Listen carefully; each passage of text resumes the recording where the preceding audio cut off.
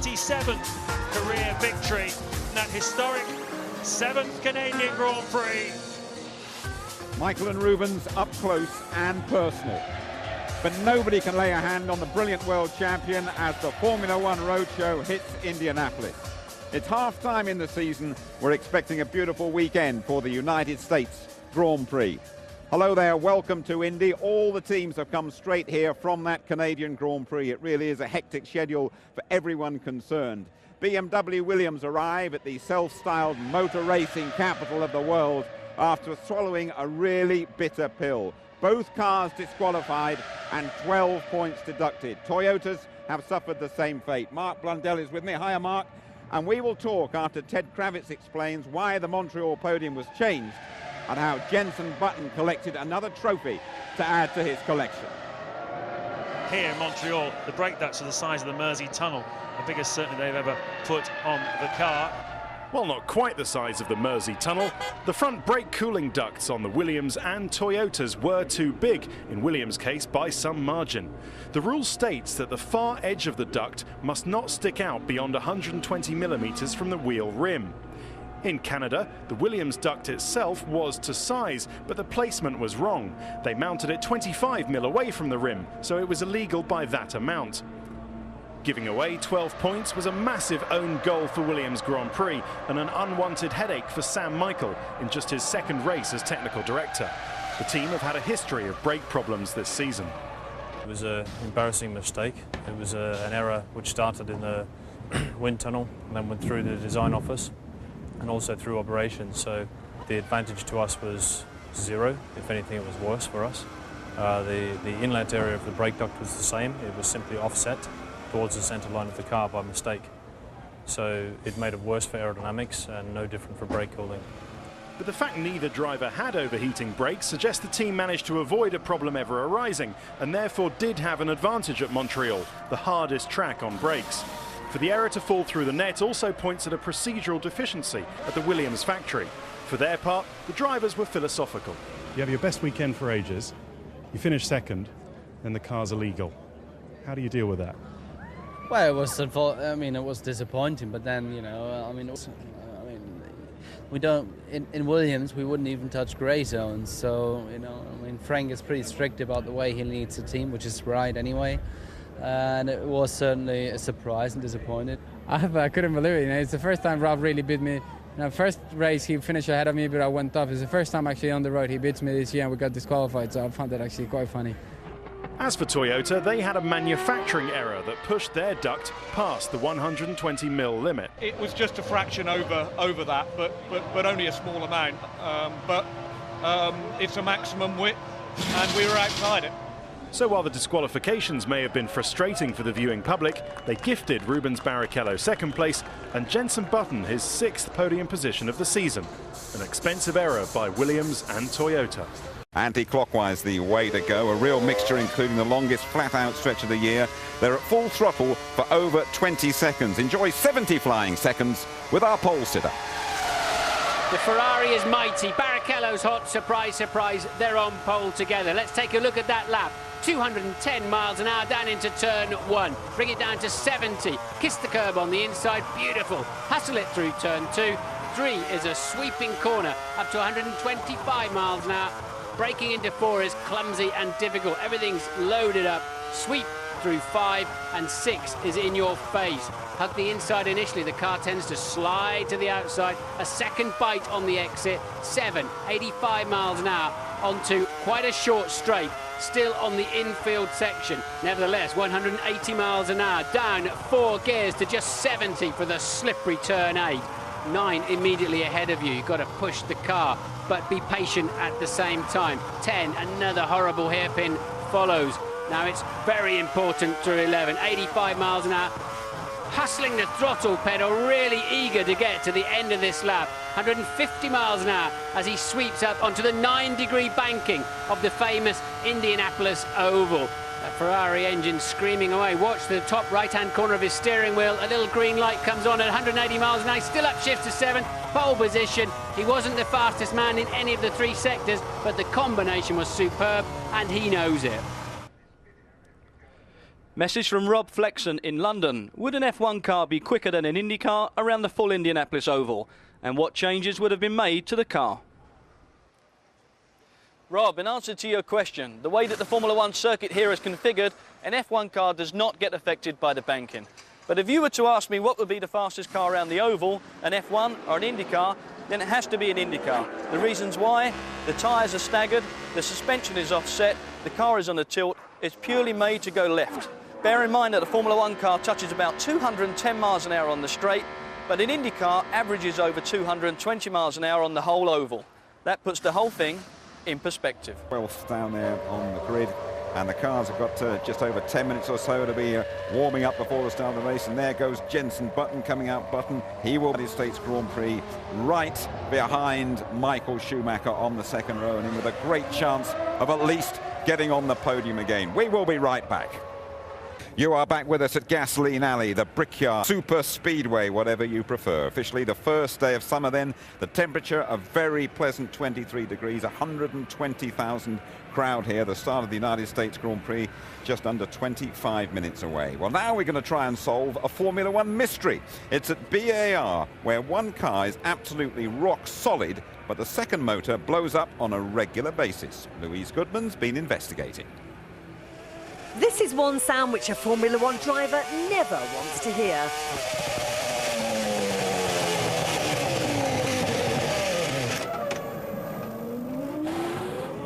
But it's been an all too familiar sound this year for BAR's Takuma Sato. His Honda engine has let him down on no fewer than 5 occasions. First it was Malaysia, then San Marino. Now for 3 races in succession in Monaco, the Nürburgring and Montreal, Sato's ended up walking home. Meanwhile, it's been points and podiums all the way for teammate Jenson Button. In stark contrast, his BAR Honda has been absolutely bulletproof. We can't understand why it's Taku, and we think it's just, unfortunately, the luck of the draw. We're even looking at minutia these days, how the oil is filled, at what point in time, because the data that we accumulate doesn't point to anything. Takuma even tried changing his driving style at the last race in Canada to emulate Jenson Button's preference to downshift slightly earlier. But despite his efforts, once again, Taku's hopes went up in smoke. Wow. We've seen plenty of that so far this season, haven't we, in 2004? 5 is a bit too much, isn't it? And I have to try to think about it, but at the moment I'm fine. I'm believing in the engineer who they looking into heavily, and obviously they will sort it out. A Formula One engine is a very, very complicated piece of machinery. It's a Swiss watch being run at 19,000 RPM, and they are very, very sensitive to the smallest things that are happening to them. And there's obviously something in there that we're not fully understanding and not fully identifying. So for the moment at least, it all seems a bit of a mystery to the team. There's no difference in their equipment, and driving style has been ruled out too. So is it simply a case of very bad luck for Sato?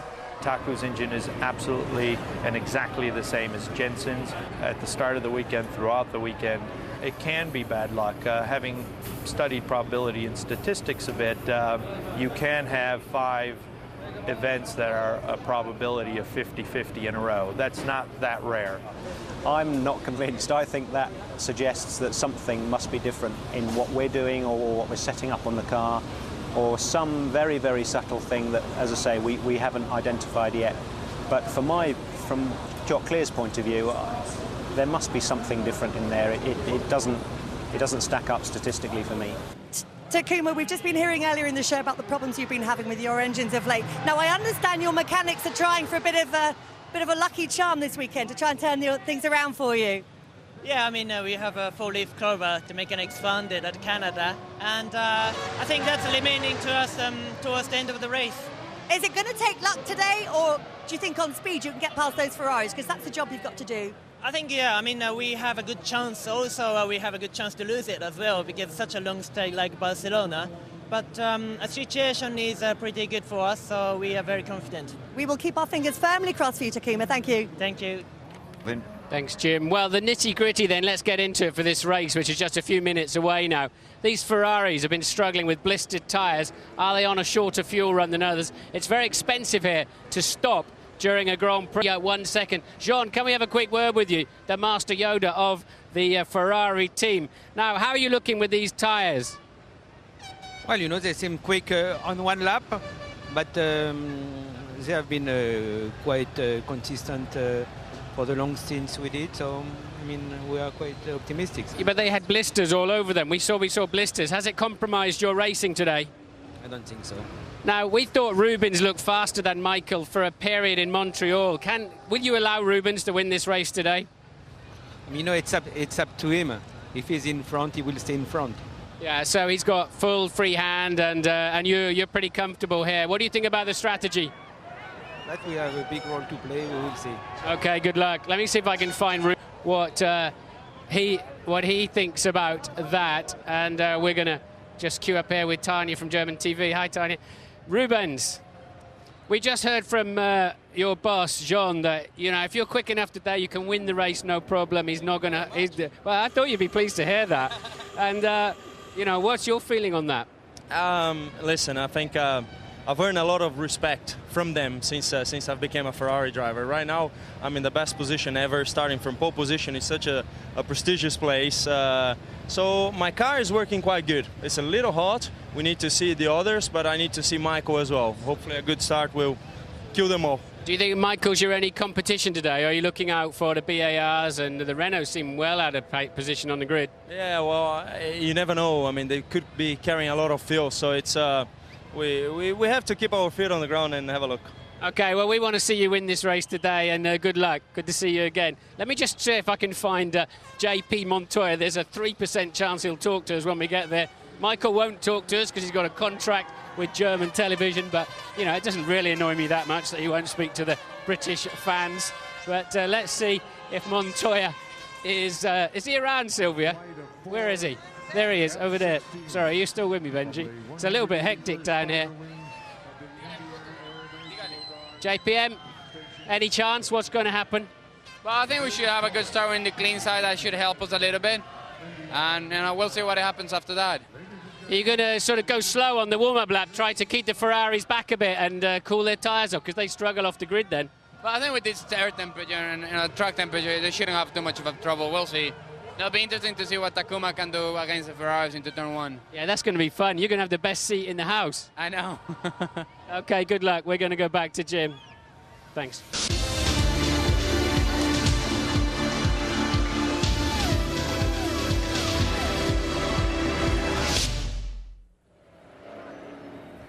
It's approaching midday here in the Midwest at Indianapolis, the crossroads of America. It's the Ferraris who are very much in the fast lane and on the front row. It's race 9 at half-time in F1 2004, the United States Grand Prix with Martin Brundle and James Allen. Thank you very much indeed, Jim. Hello, everybody. What a beautiful day for a motor race at the self-styled capital of the motor racing world. Beautiful pagoda there in the middle of the pit straight. Tremendous atmosphere, real enthusiasm here amongst the American crowd. A few Colombians and Brazilians mixed in with them, but there are a lot of Americans here, travelled some distance from around the country to be here, and they're really starting to embrace their event. 5% up, I'm told, the crowd is on last year, and news that another 2 years on the contract between Tony George of the Indianapolis Motor Speedway and Bernie Ecclestone, and both of them are saying they want to be racing here for many more years after that. So, is today going to be Rubens Barrichello's day? Well, 2 years ago he won the American Grand Prix here at Indianapolis when Michael Schumacher slowed at the finish line, and in the confusion Rubens took the win. Yesterday there was no confusion, and Rubens didn't need any help at all to take his 10th pole position of his Formula One career. He has had the upper hand over Schumacher all weekend, and now he's on a solo mission to win his first Grand Prix of the season. Now, the critical thing, Martin, today for me is going to be the timing of the pit stops between the two Ferrari drivers as we look at Takuma Sato, who obviously will get mixed in a little bit at the start as well. To me, Martin, whoever stops last of the two Ferrari drivers has the tactical advantage. And it's going to be very difficult for Ross Brawn, the team's strategist, because he can't exactly outthink himself, can he? So he has to give priority to one of the two drivers at some point during the Grand Prix. I think that's going to be the politics of all of that, James, going to be very interesting this afternoon. You have to say Rubens Barrichello looks like he's had a 10th or two on Michael Schumacher through all 3 practices, and then of course in qualifying too. So he ought to have the legs, and we've heard from the people that matter that he's going to be allowed to win the race if he's got the pace. He was quick in Montreal. He did make a mistake and go off the road after a pit stop, but Michael coasted home and unquestionably was holding Rubens up for a time. But I think they'll still be looking in their mirrors. It's a Noah's Ark grid, 2 Ferraris, 2 BA Hondas and 2 Williams BMW. We're expecting possibly Ferrari to 3-stop. It's a very high penalty pit stop here. It's about 21 seconds just to get through the pit lane on the speed limiter, plus what it takes you to fill up with fuel. We know that is roughly between 7 and 9 seconds, so it's best part of half a minute cost to stop for fuel and tyres. So we're going to see the race unfold. Jarno Trulli right on the back of the grid after gearbox problems in qualifying. We'll watch him come through the field, I'm absolutely sure, and as you say, it's going to be Ferrari versus the rest, and probably Ferrari against Ferrari. Well, it's also a very important day for the BAR Honda team, because if Ferrari have any kind of repeat of the tyre blistering we saw on Friday, which Martin was asking Jean Todt about, then BAR are ready there to pounce. I know Jenson Button thinks that they might well run into such trouble. Track temperature is creeping up, and the hotter it gets here, the more of a problem that's going to be for the Ferraris. There is Rubens Barrichello, just still wearing that nose strip, you can see, just to help the breathing, just opens up the nostrils, gets more air into his brain, I suppose he needs it for. But Martin, it's an important day for BAR. 9 points behind Renault in the Constructors' Championship. They've targeted finishing second this year, Jenson Button and Takuma Sato in the Constructors. And if they just finish where they are on the grid, they will overtake Renault here this weekend, because neither of the Renaults have been particularly quick, and Trulli starting at the back. So important day. The first time the BARs have qualified at the front of the grid, both cars. They must follow through here, mustn't they? Absolutely right, and if they do pull out into second position, that would be a great achievement for them. But I think you have to say, James, it's midpoint of the season. This is a very important day for all 20 cars and drivers. Contracts being shuffled around for 2005 in many of the seats, sponsorship deals being done, and we're just moving now into the second half of the season. They all need to either secure their positions or make up for bad results earlier in the season. Just about to get underway then on the parade lap. Little bit of a crowd still around the car of Juan Pablo Montoya, who is jumping out. We've got a problem here. Montoya is bouncing out of the car, and he looks pretty angry. He's there's a problem with that car. He's saying, "Get me the spare," I think. Is he? Yeah, he's I think running he'll back. be running over to the spare car. They've yellow flagged. Will they let the pack go? The answer is yes, they will let the pack go. Can he get in the spare car? I'm sure we'll have somebody down there to find out if it's set up for him or not. There's his stricken car on the grid. They can move that very quickly out of the way. It's about 70 or 80 metres. It's a short lap here, 2.6 miles. So they'll soon be back around again, James. But they'll move, providing they can, they're getting a jack underneath the back of it now to get Montoya's car out of the way. Big crowd on the grid, and it's rolling. They can get it out of the way. Yeah, it won't be a drama at all. They're already almost through the gap to drive the car through into the pit lane. But this enormous crowd of Colombians here supporting Montoya, well, there's a huge... The chins hitting the floor, you can hear them right underneath us in the grandstands. We're right above you there, looking straight back at the top of the grandstand. Ted Kravitz, what can you tell us? Complete confusion with Williams. Juan Montoya's just come back to the pit wall to be told to go back to the spare car. The spare car is set up for him. It's always that way at Williams. Whoever's higher up on the grid, it's set up for. He can get in that, but I'm not quite sure how he can start with that. It was a problem with the starting mechanism, with the thing that they stick in the back to start the engine. A piece broke and it fell on behind the grid, but behind the car it just fell out. So it was a problem starting the car itself. Well, they twist the engine into life through the gearbox, and clearly that has broken, as Ted has pointed out. Well, I said to Montoya, on the grid, you're going to have the best seat in the house to watch the Sato versus the Ferraris into turn one. He's not even got a seat in the house at the moment. Well, he's going to try and get strapped in quickly, wait for the field to come round, try and start from the pit lane. Fair amount of South American adrenaline pumping round in through the system of Juan Montoya, I would imagine. Now, this is going to be quite critical for Sato, because if the Bridgestone tyres, Martin, you were referring to it on the grid, don't get up to temperature on the Ferraris, then Sato really could capitalise here. And they've had a very, very slow parade lap, so watch out for that. As it looks like the engine has started there in Montoya's car, and they're going to wheel him out, I think. You can hear it. There we go. So everyone's staying calm. Will he? No, I think he'll now have to just go to the end of the pit lane. They will, now that the cars are in view of the start-finish line, they're just coming into the grid hatchings now, so he will just have to stop there and join the race after the pack has gone through. Red light on, cannot leave the pit lane. It's going to be very difficult for Montoya to keep his head together after that. Mind you, he's a very, very experienced racing driver. He's been through highs and lows. He treats both imposters just the same then, as the field forms up. And the crowd all on its feet here, all the way down these magnificent grandstands at Indianapolis. 73 laps of the 2.6 mile speedway, 190 miles, not the 500 they do here every May, just the 190, but 190 very fast and furious miles. Jarno Trulli at the back there, lights are on. Are you ready to rock and roll? Here we go. Go! Schumacher cuts across, Barrichello started well, Schumacher pushes Sato out of the way. Jenson Button, I believe, has lost ground. And look at Kimi Räikkönen up into 4th place. Schumacher has a look at Barrichello, but no luck. Yes, a few cars then struggling to get away there. And there's a contact. Is that Klein, Jordan and a Sauber? All sorts of aggravation down there between turn 1 and 2. Who's pulling off there in the foreground? I think it's a Minardi. It's one of the Minardis, I believe. That looks like Massa on the right, Klein. One of the Jordans is definitely involved there. And that's Bruni. Safety car has been deployed here at Indianapolis.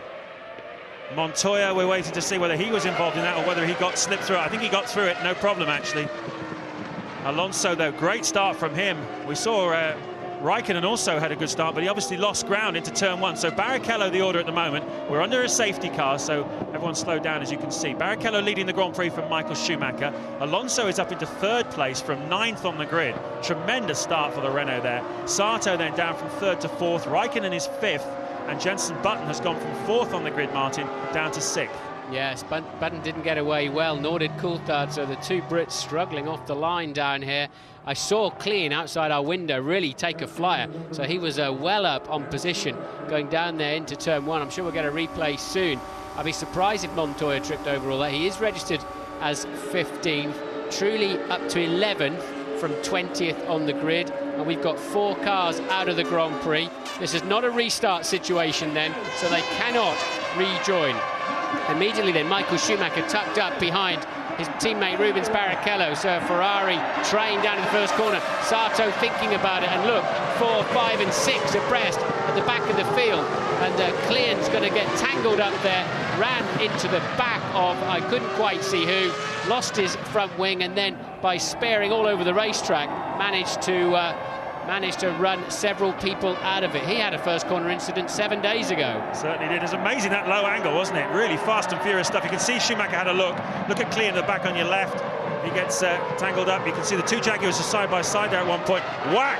Straight into the back of somebody. Was Toyota. It was into the back of a Toyota that that is Toyota then appeared to be going quite slowly, it has to be said, between the two apexes, and that was he's struggling. He's got a box full of neutrals sitting in the pit lane, presumably then some kind of damage maybe that had already happened, James, because the Toyota was going very slowly. Yeah, it suddenly seemed to stop in the middle of the corner, didn't it? That's why Klein whacked it. So poor old Christian Klein, 2 incidents in the first corner in a week, as you say. Here's another look at the start. D'Amata out of the pits now. He has got it going again, and Schumacher covering off Sato very well for 2nd and 3rd there. Look at Alonso already up to P5, and he just goes straight down the outside. Look at that, what a move for Alonso, right into P3, stunning. Now the action goes, Klein into the back of the Toyota, wipes out Massa and Pantano, and I think, yeah, Montoya making his way through the carnage. I don't think we're going to see the incident. What we are going to see from this camera angle is Michael Schumacher squeezing us against the wall, followed by Alonso steaming down the outside. Watch out for him, on the left-hand side. There he goes, almost having a look at Michael Schumacher. What a start. That was absolutely incredible then by Alonso from 9th place on the grid. Renault struggling a little bit for pace here, certainly on the single lap and throughout the race practices as well, but that was a wonderful start. So who's out of the Grand Prix? Klein, Massa, that's his Sauber there on the side of the track, Pantano in the Jordan, and Gianmaria Bruni. Those are the 4 cars who are no longer part of this Grand Prix. Rubens Barrichello is going to be the race leader when we restart. We're not being told yet exactly when the safety car will come in. Barrichello the leader though, Michael Schumacher second, Alonso third, Sato fourth, Raikkonen fifth, Button sixth. There's De Matter still going slowly. He is last of the runners at the moment in 16th place. Ralf Schumacher was 7th, Panis 8th in the Toyota, 9th in the Snake is Mark Webber in the Jaguar. David Coulthard is 10th. Jarno Trulli, as you mentioned, Martin, has gone from the very back of the grid up to 11th place. De Matter then keeps getting up to speed, then slowing down again. He's coming past our window now, absolutely flat chat. But I suspect very strongly that it was the problems with gear selection for De Matter, or drive of some sort, that actually triggered that incident there, James. So not too bad for Montoya. What they're doing now is trying to save their fuel. Remember, they had to qualify with their race fuel, and they can, if they're really clever with it, they can get it down to just half regular fuel consumption and allow them to go longer into the race. Those that were on 3 stops, or we think Ferrari were on a 3-stopper, they could stretch to a 2. This is dream ticket. It's not hurting the tyres, not using the fuel. The only problem they've got is when they get up and running, the tyres are probably about 70 degrees centigrade instead of 100, 105.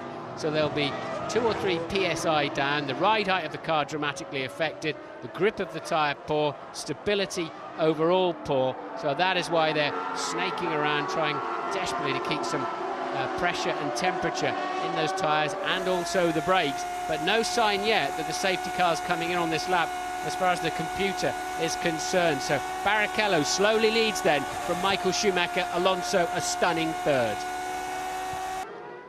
We're at Indianapolis Motor Speedway for the American Grand Prix. We're on lap 5 of 73. We're not racing. We've had an incident involving 4 cars into the first corner. Klein, Massa, Pantano and Bruni have been eliminated.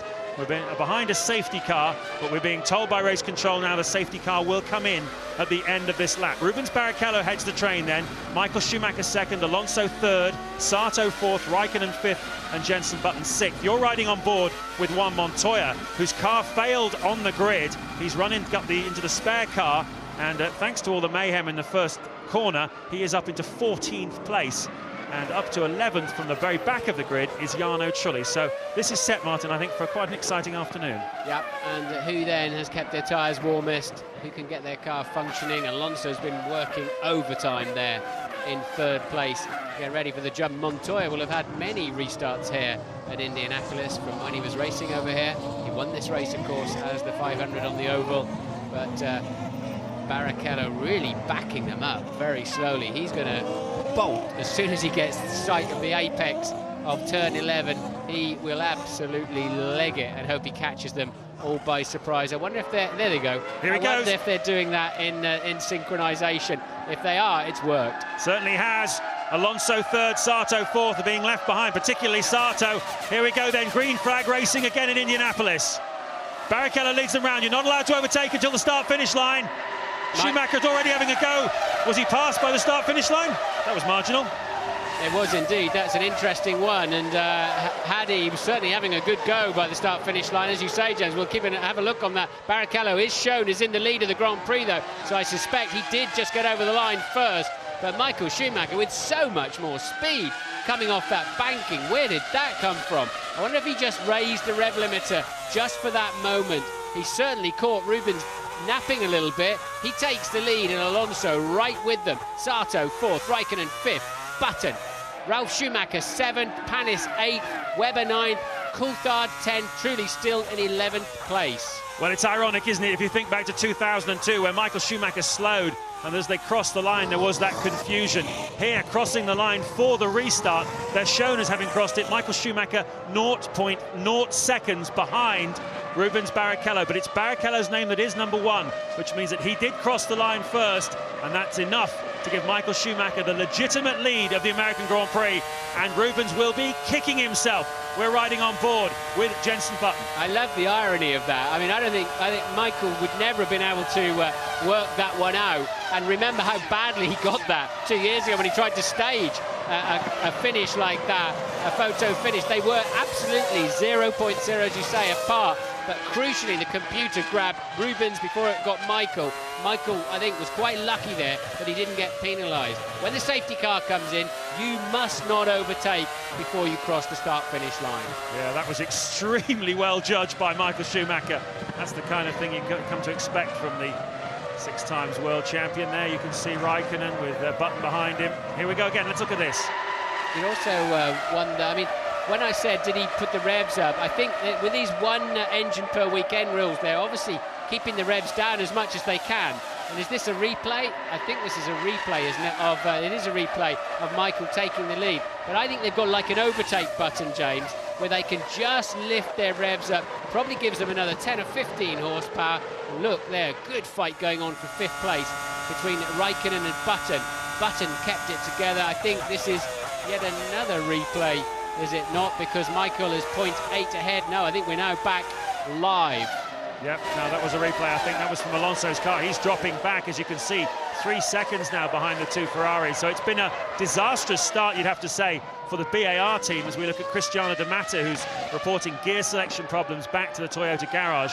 He's dead last in 16th place, but BAR 4th at the moment with Sato and 6th for Button. You consider that they started 3rd and 4th on the grid. It's not been a good start to the Grand Prix for them. David Coulthard has passed Mark Webber, so he's now 9th. Webber down to 10th, so Michael Schumacher 0.7 ahead of Barrichello. Alonso, Sato, Raikkonen 5th, followed by Button, Ralf Schumacher, Panis, Coulthard, Webber, Trulli still in 11th place. Slightly surprising there, James. I thought Trulli might be steaming through, but he's got Montoya right behind him now in P12. Let's look out for that. In fact, it's on your screen now. So they're coming through the field very nicely. We'll keep an eye on them. 11 and 12, Trulli, Montoya. 1 from the pit lane, 1 from the back of the grid. Yeah, you're looking at the queue that's now beginning to form behind Kimi Raikkonen, who's in 5th place in the McLaren. McLaren having a better weekend. Raikkonen qualifying in 7th place for this Grand Prix, but still not on the pace of BAR, Williams or Ferrari. And you can see that Raikkonen now a couple of seconds behind Sato. As one of the Renaults, is that Alonso? I think it is Alonso who's had he's lost it under big braking. incident. Sorry, James, he's lost it under braking big time. I wonder if it just stepped away from him on the bumps. But safety car is standing by, unsurprisingly. Let's have a look at that. Has Alonso just braked very late and caught a bump badly? That is highly, highly unusual. To be, wow, they're dropping like flies then, James. That's the 5th absolutely firm retirement. But De Mata is now fully up and running in the Toyota. What was that all about? Well, it looks like he's knocked the nose off. That's the first impact. The right rear tyre is completely deflated. He's having a look at the back of the car. Something's gone wrong. Yeah, I think he's going to hit the brakes. It's just going to spin completely on him. Right rear tyre failure or puncture. So nasty incident there for 210 miles an hour. Straight into the wall, nose first. A tribute to just how massively strong these cars are. There he goes, no chance of saving that one at all. The safety car has, I believe, been stood down. We're working under double waved yellows at this stage. And Flavio going, what was that? Well, Flavio, it was a right rear puncture or tyre delamination. And that white stuff you can see that he hit, that's just polystyrene marker boards. They're made of nothing more solid than polystyrene for obvious reasons. We've got yellow flags though. Double waved yellow flags down at turn 1. That means no overtaking in turn 1. You can see the moment of horror for Fernando Alonso, just about to hit the brakes at 210 miles an hour, and his right rear tyre explodes. See, the problem is so many cars getting together in turns 1 and 2 on the first lap. A little shard of carbon fibre, so easy to get to pick up a puncture, if indeed that is what happened. The tyre tends to stay inflated down the straight. The speed, the centrifugal force keeps the tyre up, and then all of a sudden it gets so hot in the sidewalls, it bang, and nothing. It happens at Le Mans quite often. This is David Coulthard in 8th place with Mark Webber in the Jaguar behind him. This is the battle for the last of the points-paying positions. Coulthard saying this new updated McLaren due out at the French Grand Prix can't come soon enough. He hasn't driven the car yet, only Kimi Raikkonen has driven the car, and he's saying, I'm waiting to be convinced that it's an improvement. I haven't driven it, I can't say. Another big crash in the final corner. Someone's hit the wall very, very hard. Car's diving out of the way to try and avoid it. That's a big impact. That's a 190-mile-an-hour corner. Turn 13, Martin. You wouldn't want it. Rubens Barrichello hit the wall there a couple of years ago. Zolt Baumgartner has hit the wall here this afternoon. That's going to have to be a safety car. It is indeed. Safety car again deployed. Second safety car in just 10 laps of racing here. And Ralf Schumacher. The computer got it wrong. It's Ralf Schumacher that has hit the wall. That's a big incident.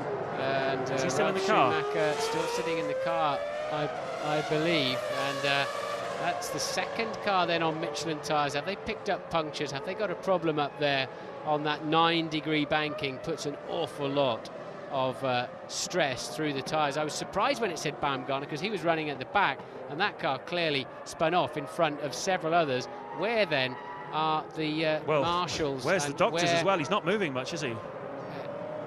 Yeah, he's now, I believe he is moving now, but yeah, he's moving fine, certainly in terms of, there's a big impact rear as it just knocks the air out. Ferrari in the pits, Michael Schumacher using this safety car period as a chance to refuel. He'd been quite a bit quicker than Barrichello, and I think this is playing beautifully into Michael's hands, and Barrichello queuing up behind him. They're not going to make the same mistake they made in Monaco, James, by missing the safety car opportunity. Both Ferraris have pitted, which rather confirms, and Barrichello very slow away. It rather confirms that we thought they were running light, but all these incidents played right into their hands. Both of the McLarens have also pitted. We can see the sole remaining Sauber, Giancarlo Fisichella, has also pitted. Raikkonen, Trulli, Panis, Heidfeld, Fisichella have all been in. Coulthard, De Matter and Baumgartner. So Ralf Schumacher's car still on the exit of turn 13 now. The safety crew have arrived there. Bits flying everywhere. Coulthard running over a piece of debris on the pit exit there too. And this is a critical situation we have here. What bothers me, James, is if these are two tyre failures, something's going to have to be done about it. And quite what, they can't really check them out at this stage. They'll be very keen to get that car of Ralf Schumacher's back into the pits and have a look at it. And I wonder if they shouldn't be dragging that Renault back in and giving Michelin that tyre too, just to verify that these are punctures rather than tyre failures. But hey, if they're getting punctures, we've now got even more rubbish on the track. Certainly have. Safety car then leading the field round. They're going to be going past the stricken car of Ralf Schumacher in a moment. The crew are there. There are people leaning into the cockpit, talking to Ralf Schumacher. You'll see it for yourselves in a moment. They're missing a trick here with the safety car. They should be taking the pack through the pit lane, not through the debris on the start-finish line and bothering the workers. They're really missing a trick there. They could just as easily coast through the pit lane. Well, Professor Sid Watkins, that's his car. The medical car has arrived now at the scene. You can see that everybody's there. There's Michael Schumacher. He's having a good look, obviously concerned about his brother in the car, going very slowly past bits of bodywork on the track. Look at all the debris, top right of your screens here. I have to agree with you, Martin. It would have been perhaps a smarter move to go through the pit lane. It's not uncommon to do that. No, they absolutely, they need to be telling him next time around. But what's going through Michael Schumacher's mind, I suspect and hope that it's winded, Ralph. We've all had big crunches backwards, and the gearbox is there is a rear crash structure, thank goodness. The work that the FIA have done to make these cars more crashworthy has been exceptional and very detailed, so it would have taken a lot of the energy, but nonetheless, as you said, James, 180, 190 miles an hour, bang, straight into the wall. And there we go. He's lost it early on, and yeah, that's a heavy impact. And worse than that, it was at 90 degrees. At 90, and I think that knocked him out pretty much straight away, James, if you look. And we're going to see another angle of it now. He's already had the incident. There then is the debris.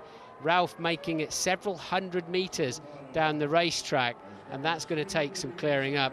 I think they've got to throw a red and clean this place up and give these guys all another set of tyres, because they've been through way too much debris. Wow, look at that. Jarno Trulli driving through the debris like hailstones. Ted, what can you tell us? It appears to be early good news from Williams, I have to say. Sam Michael, Ralph's radio is broken, which doesn't help matters, but Sam Michael, the technical director, said, Ralph, if you can hear me, raise your hand. And Ralph did raise his hand. So thankfully, I think it's more, as you say, Martin, being winded and slightly concussed. Yeah, I just hope he hasn't hurt his back a bit in that, because that was Mark Blundell will know more about it because he's had several bites out of these walls in the IndyCars. But that looked about just the worst possible angle he could have gone in. If you can glance it at 45, 50 degrees or an even more shallow angle, you'll slide down the wall. The concrete always sucks you into the wall, though, rather than a barrier which tends to bounce you away and absorb some of the energy. But heavy impact then for Ralf Schumacher. So while they clean up the track around the accident of Ralf Schumacher, we'll take a quick break.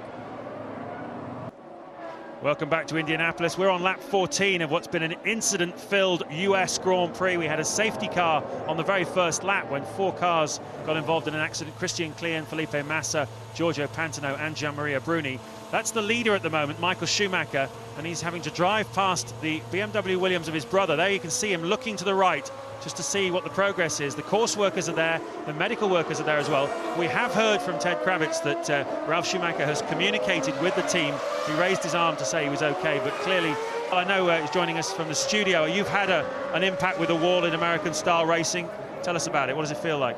Well, you know, that's the unusual thing because an Indy car is a little bit heavier in terms of about 50% heavier, in fact. So when it hits concrete, it takes the impact a lot easier. An F1 car impacts in concrete, as you can see, doesn't cope with it so well. I've got a feeling, though, by looking at that, it looks like what we term as pinching the corner. As he came onto the banking, he might have just gone a bit too low and got actually the bit of banking and a little bit of the apron. That's upset the balance of the car and shot him off into the concrete wall.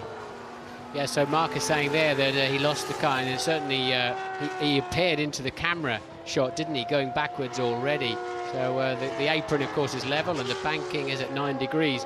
What Mark is suggesting there, that he got a little bit of both and it twisted the car around. But normally the F1 drivers are doing very little work through there. It's been, if they've got it on the right line, it's just easy flat, easy full throttle for them, really, just waiting for the speed to build. So Ralf then, they'll be going through an awful lot of precautions, of course, and so they should, to make sure they don't do any further damage. Yeah, you can see the medical workers there. Mark, tell us what sort of things you've got to check when you hit a concrete wall in a racing car at these sort of 90 miles an hour plus. What kind of things are the medical people looking for? Well, the biggest problem is obviously the neck, because you've got severe impact against something which has got zero absorption. The only thing what's absorbing any energy is the carbon fibre in the car and obviously your body. And that's probably way over 100 G in terms of its impact. So, you know, first, you check up from the legs upwards and just see whether there's anything actually too wrong. But that looks like to me that Ralph's got maybe concussed at that point in time. So, you know, he was still for a very long time. My biggest issue with all of that is it took a long time for the medical people to get on circuit. Yeah, it was a while before the medical car arrived there. You can see the field once again now about to come past. Do you agree with Martin that they should be taking the field through the pit lane, Mark? There's no really strong reason to be running around that race circuit with all that debris. The carbon fibre will shatter. It will actually get into the tyres and create more punctures. And that's something that the Ferrari people have been thinking about now. They brought the cars in early, changed tyres, but they could be picking up debris. And that could be a big mistake come the start of the race again. One final thing, Mark, obviously the drivers now in Formula One wear the HANDS device, which is designed to help, certainly in the event of a head-on impact. Will it have any benefit at all in a rearwards impact like Ralf Schumacher's suffered? We've lost Mark down there at the moment. I think the headrest stop when you hit going backwards. The headrest stops the rearward movement. I think the hands may just stop some of the whiplash and bouncing around of your head. And it certainly looked to me as if Ralf was immediately unconscious because his head was moving, flying around inside the car. Ted has some news. Yeah, I'm watching from the Renault garage. I can see slightly better than the pictures I believe you're seeing. Ralf has been put in the ambulance. He's been attended to very well by Professor Sib Watkins and Dr. Gary Hartstein, who are the two guys who really know what they're doing in that medical car. They were putting a neck brace on Ralf. I could see that quite clearly, and they were inflating support that went beyond, rather to either side of his body, an inflatable support that goes either side of his body just to keep him steady and straight. He is in the ambulance. The ambulance is just moving off as we speak. I believe you're seeing a picture now of Ralf trying to get out of the car and perhaps having difficulty doing that. But he is in the ambulance, and as we say, on the way to the medical centre, and then I would have thought the Methodist Hospital in downtown Indianapolis. OK, let's bring you up to speed then on what happened in the ensuing somewhat chaotic happenings in the pits. Michael Schumacher and Rubens Barrichello, who are 1 and 2, both pitted at the same time. Schumacher then getting first into the garage, Rubens having to just coast in after he'd left Barrichello very slow away. So Michael retained the lead, but Rubens Barrichello down in 7th place as if he almost stalled the engine. Sato is now 2nd and did not stop. Button is 3rd, did not stop. Nor did Webber in 4th, or Montoya, who started from the pit lane, who's now 5th. Raikkonen, Barrichello, Trulli, Panis, Heidfeld, Fisichella, Coulthard, who's now down to 12th, D'Amata and Baumgartner did all stop. So that is the order. 14 runners then. I'll go through them again. Michael Schumacher, Takuma Sato 2nd, Jenson Button 3rd, Webber for Jaguar 4th, Montoya 5th, Raikkonen is 6th then for McLaren. Barrichello down to 7th. That's not worked out at all well for him.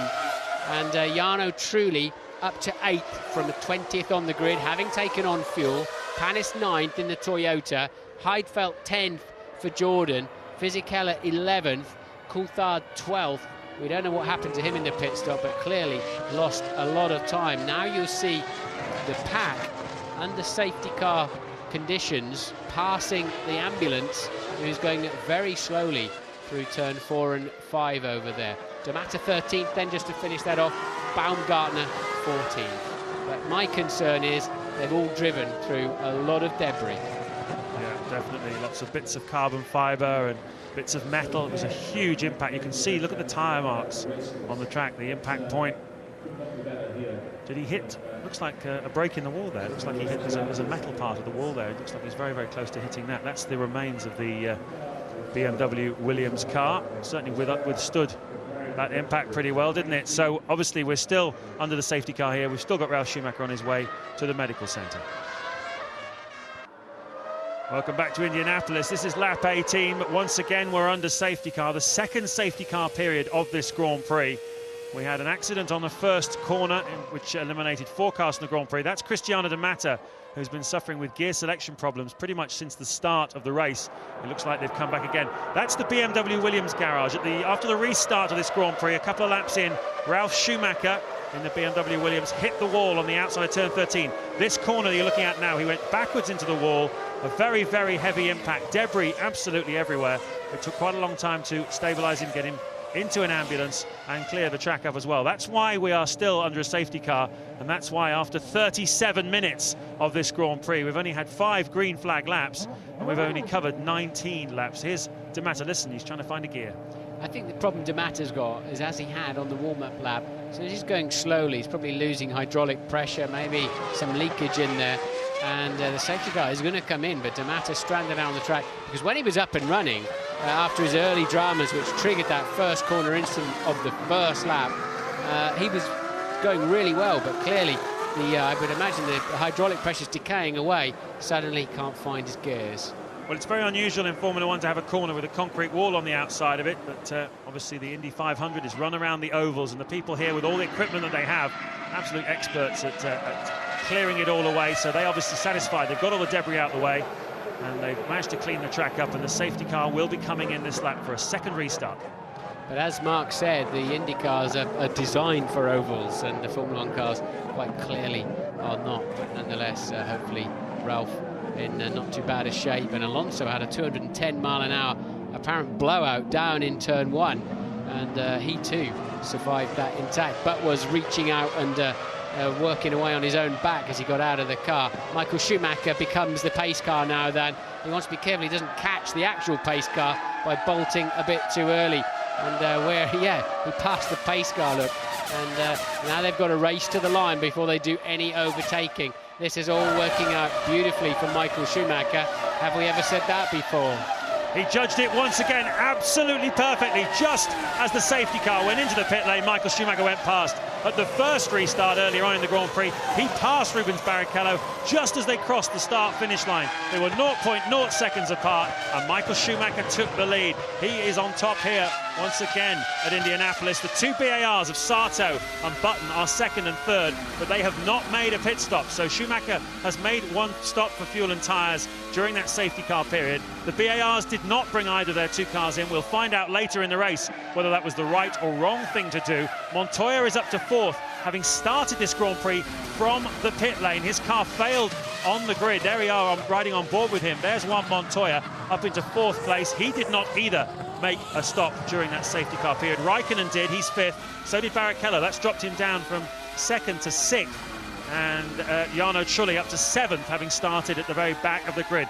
What a frenetic start to this Grand Prix. And we're all concerned about Ralf Schumacher. Louise, what can you tell us about his condition? Well, we've just heard from Gary Hart, the medical officer, that Ralf is fine. He is conscious, he's a bit dizzy. He has some bruising to his back and he has concussion as well. But he's going to be taken to the Memorial Hospital for some x-rays. But Gary's words were, the guy is fine.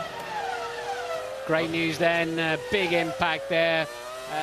Tribute to the strength of the cars. Very, very good news for Ralf Schumacher. That will have been passed on to his brother Michael Schumacher, who's leading the race by 0.7 from Sato, then Button.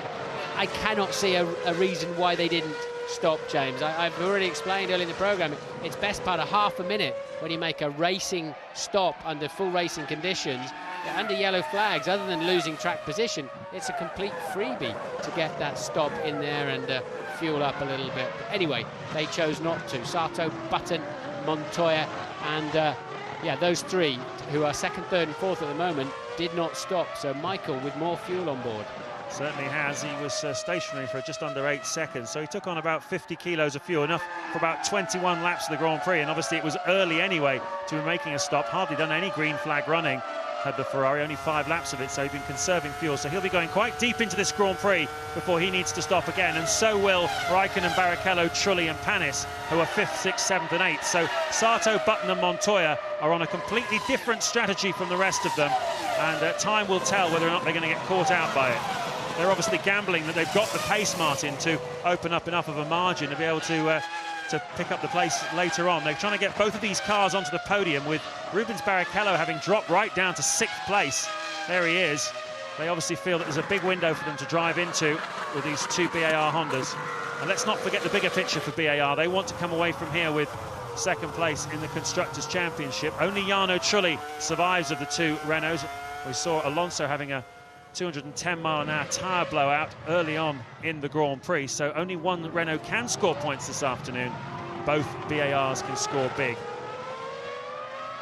Well, it's going to be getting a bit thin later on, James, I suspect, in terms of numbers of cars on the track. We're down to 13 already. It's lap 22, so 7 total racing laps that we've seen so far. Michael Schumacher led by 0.8 of a second.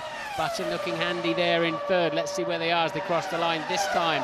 It's down to 0.5. Button a further 0.5 behind. Montoya slipping back. He's now 2.9 behind Button in fourth place.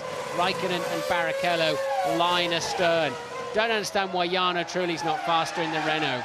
He's 7th, but not with great speed. Well, the car hasn't been that fast all weekend, and he has made a stop, so he's obviously put some fuel in the car, as Jarno Trulli. But obviously Sato and Button here carrying considerably less fuel than Michael Schumacher, and the weight penalty here isn't great at Indianapolis by the standards of other places, but still it's significant. Is Sato going to have a go then at the world champion?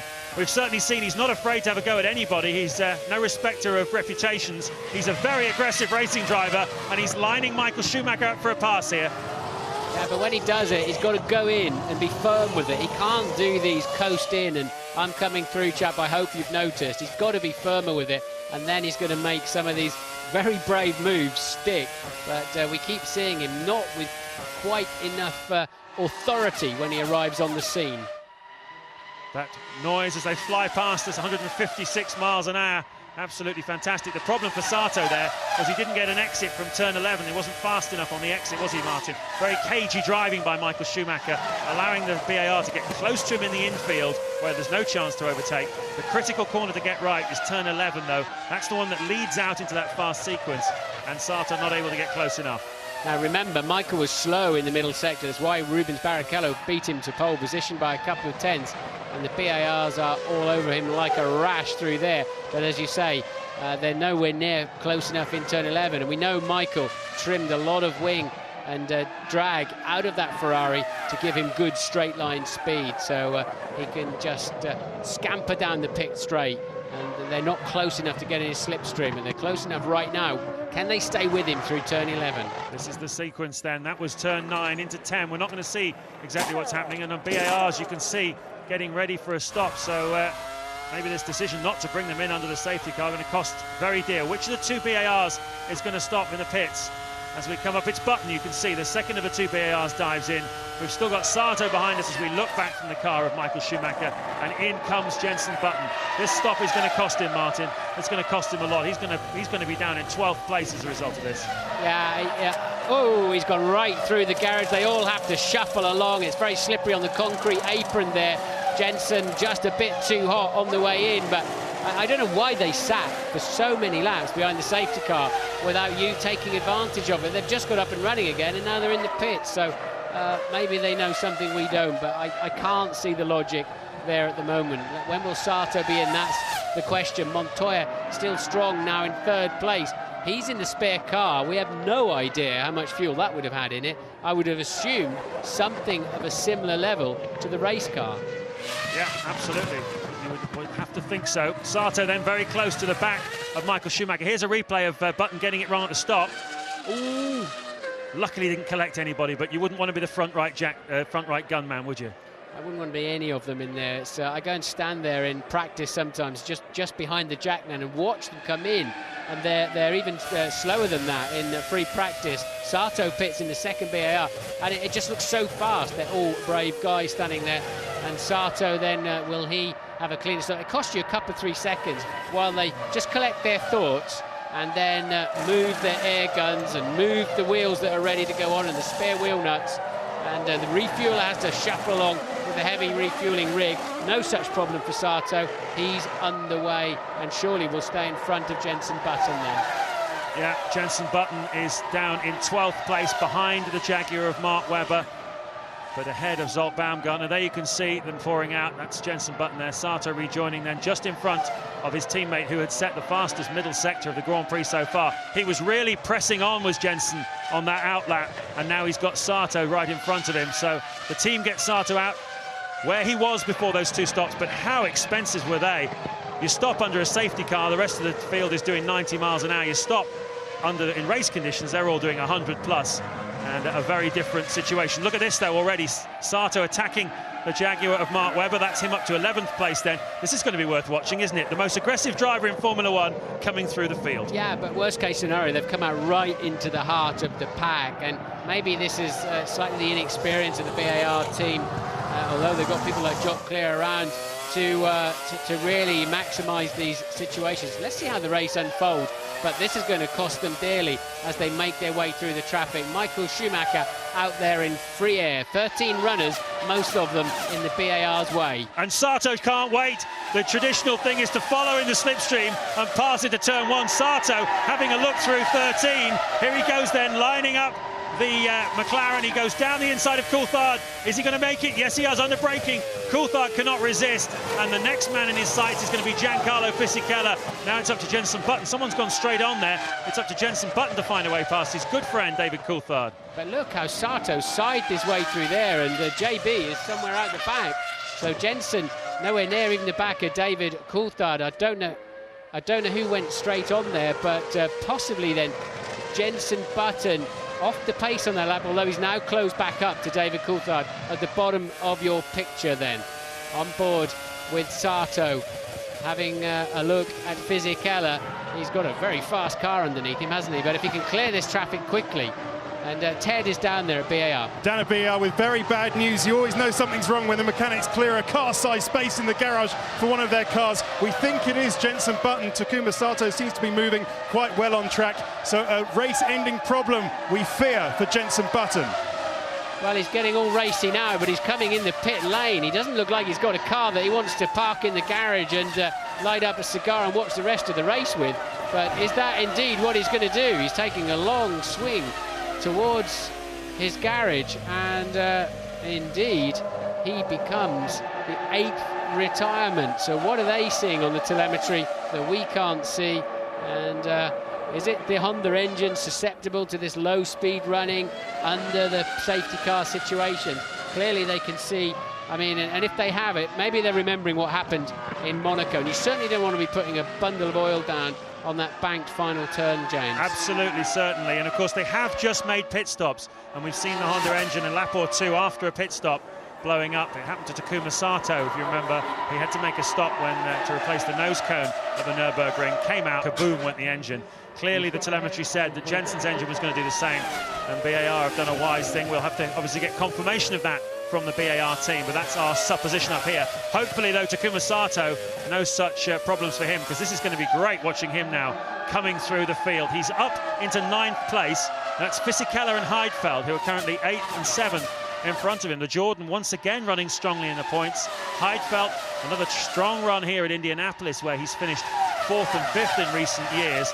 And really, the Jordan, well, you'd have to say that on pace, it's got no business being in 7th place in this field, but he is driving it very, very well. Yeah, but they go into their second lap then with Sato comfortably behind them. I mean, Heidfeld going very well, as you say, James.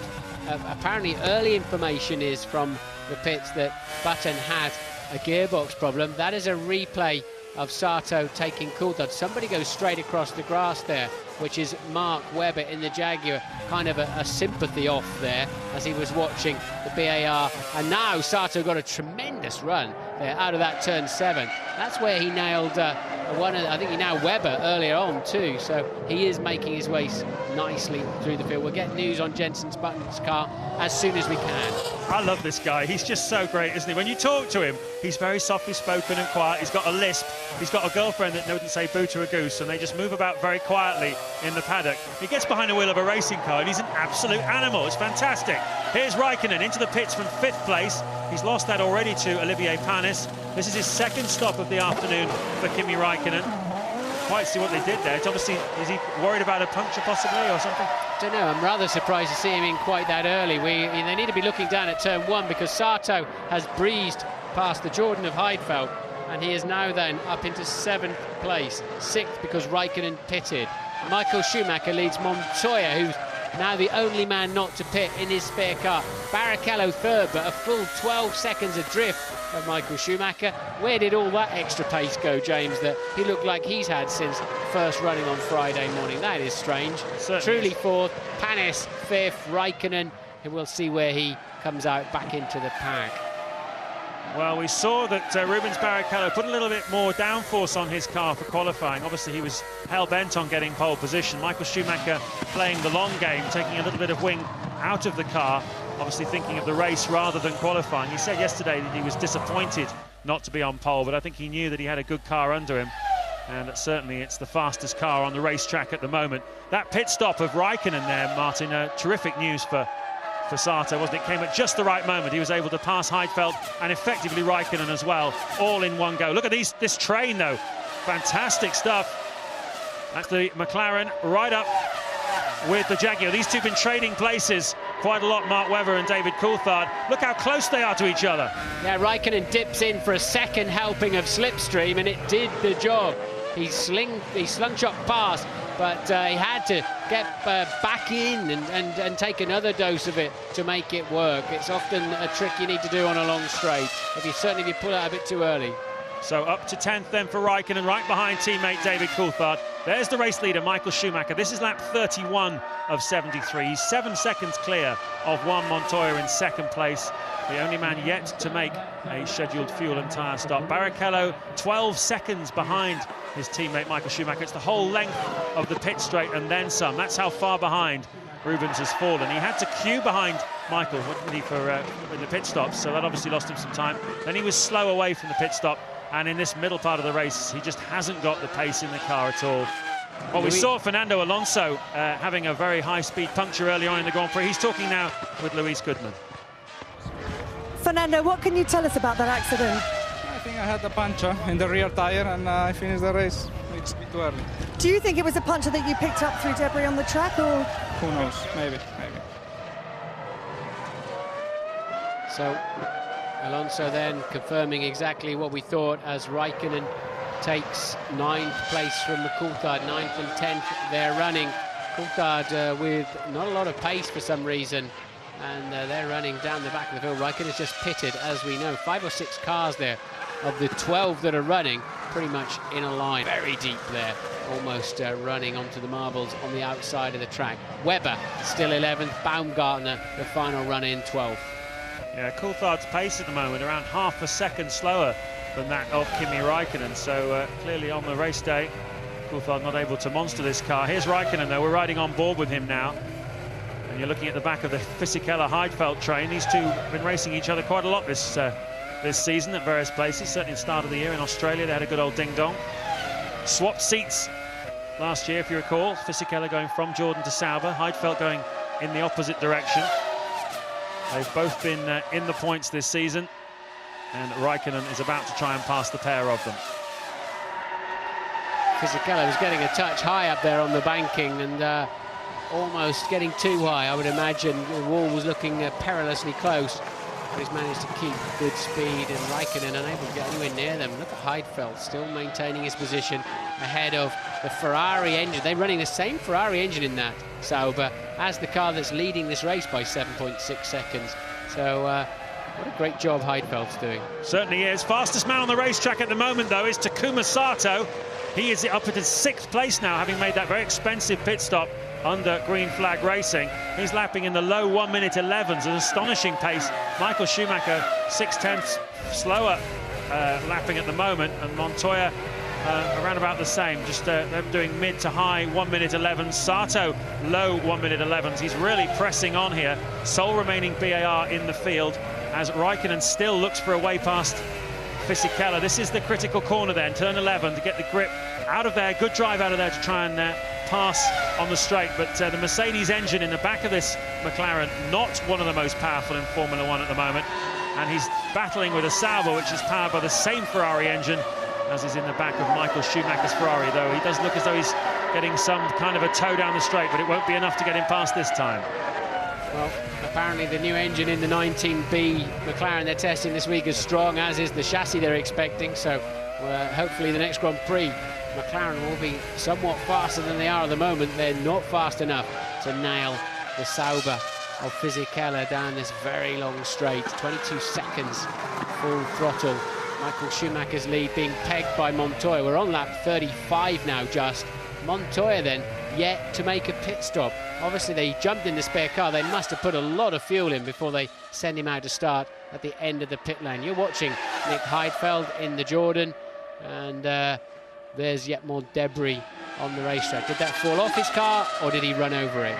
Very, very difficult to say, but it certainly hit Fisichella pretty hard.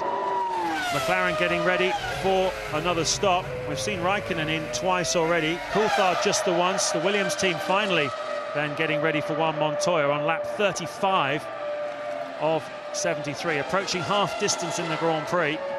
And Montoya really has made very, very good use of the spare car. Unfamiliar to him, of course. He just jumped straight into it when his car had problems on the grid. Meanwhile, Raikkonen pitting again. The 3rd time this afternoon comes Kimi Raikkonen.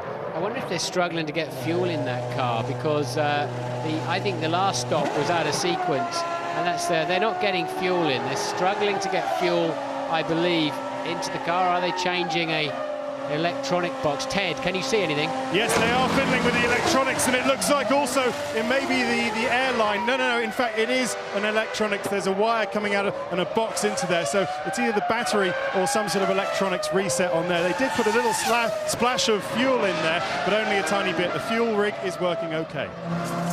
Michael Schumacher then is about to lap Kimi Raikkonen. Montoya finally pits then at the end of lap 35. And let's see where he feeds out. If he can go into the middle of all of that traffic, I think he's going to be okay, actually, as Sato passes us and him. But Michael Schumacher, he must be thinking, come on, guys, where are you? Where are you today? They just seem to make it so easy for him. They really do. Rubens Barrichello then is promoted to 2nd place, but 13 seconds behind his team leader. And Montoya fed back in behind Sato, but ahead of Heidfeld and Fisichella. So that means that Montoya, I believe, is in 6th place behind Takuma Sato. still lapping like a demon in the low 1:11. Sato pushing very hard, but he's half a minute behind Michael Schumacher. And if you think that before he made that pit stop, he was well, he was right at the back of Michael Schumacher. It shows you just how expensive it was that BAR didn't make the stop under the safety car. There's Schumacher, as Martin said, saying once again this season, saying, where is everybody? He's 13 seconds ahead of his teammate and pulling away. He's found a pace that we just didn't see through practice and qualifying. You can see some nasty discoloration on his rear tyres in particular, in the middle of the rear tyres. So even with that light blistering on the surface where the rubber gets localised heating and sort of erupts, gives you a handling problem. Seems less of a problem to the Bridgestone tyres than the Michelin's. It can give you structural problems, as I think that is Raikkonen in the background there, making a long way around the outside of turn 7. Here then, second place man Barrichello, and he's 7.4 ahead of third place man Jarno Trulli. Panis up to 4th, Sato now 5th, Montoya fed back in 6th place, comfortably actually ahead of the Heidfeld, Fisichella, Coulthard, Webber, Dice. Yes, we haven't seen much of Olivier Panis this afternoon, celebrating his 150th Grand Prix start, a very long career, but he's going very nicely in 4th place, half a minute behind Michael Schumacher. Not being featured much by the TV cameras, but on target at the moment for Toyota's best result of the season. Let's get some news on Kimi Raikkonen from Ted Kravitz. I'm afraid down here at the McLaren garage there is severe pessimism about Raikkonen's race. They have cleared a space in the garage for Raikkonen's car. I can tell you at that stop they also added some air to top up the engine pneumatic system. Of course, the valves don't have a camshaft per se, they're all driven by airlines and pneumatics, so they topped up the engine air, but they don't think he's going to make the end of the race, unfortunately. Well, the computer's showing Raikkonen as having stopped out on the racetrack now, so that pessimism seems well placed there. We're down possibly then to 11 runners. In this race so far, we've seen a JCB, sweepers, ambulance, Mercedes estate cars, just about anything you can imagine. And we're now down to a mere 11 Formula One cars, as we're still, look, barely around halfway.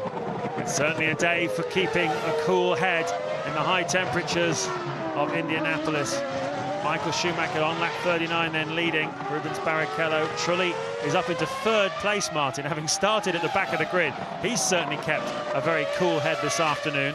And what was I saying about Renault not being all that quick here, and a great day for BAR to get maximum points advantage over them? Well, what a reversal we're seeing on the racetrack. Panis then, you can see, one-handed around the corner for Takuma Sato, making some sort of adjustment to his car. There is Trulli, and another piece of bodywork flying. I don't know if that came off his car or he ran over it, but oh, he's gone over the curb, you can see. I think he's knocked off part of his bodywork there. We saw that earlier in the weekend. I was down at that corner actually, and his teammate Fernando Alonso did exactly the same thing. Knocked a piece of bodywork off the car going over the curb, possibly one of the turning vanes there flying off the car. Still in 3rd place though, Trulli. 4th is Panis. We're on board with Takuma Sato in 5th place. Teammate Jenson Button has retired from the Grand Prix. And there's Heidfeld pitting from what is now 10th place. Well, the computer was telling fibs about Kimi Raikkonen.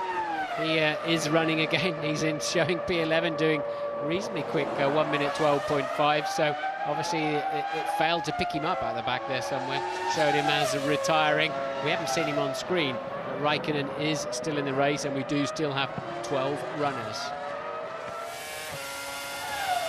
There we go, with Sato just half a second behind the Toyota of Olivier Panis. Nothing much wrong with the horsepower of the Toyota engine. Sato making a few little adjustments on the steering wheel, just bracing himself for yet another battle in what has been a dogged afternoon already for Takuma Sato, having to overtake cars.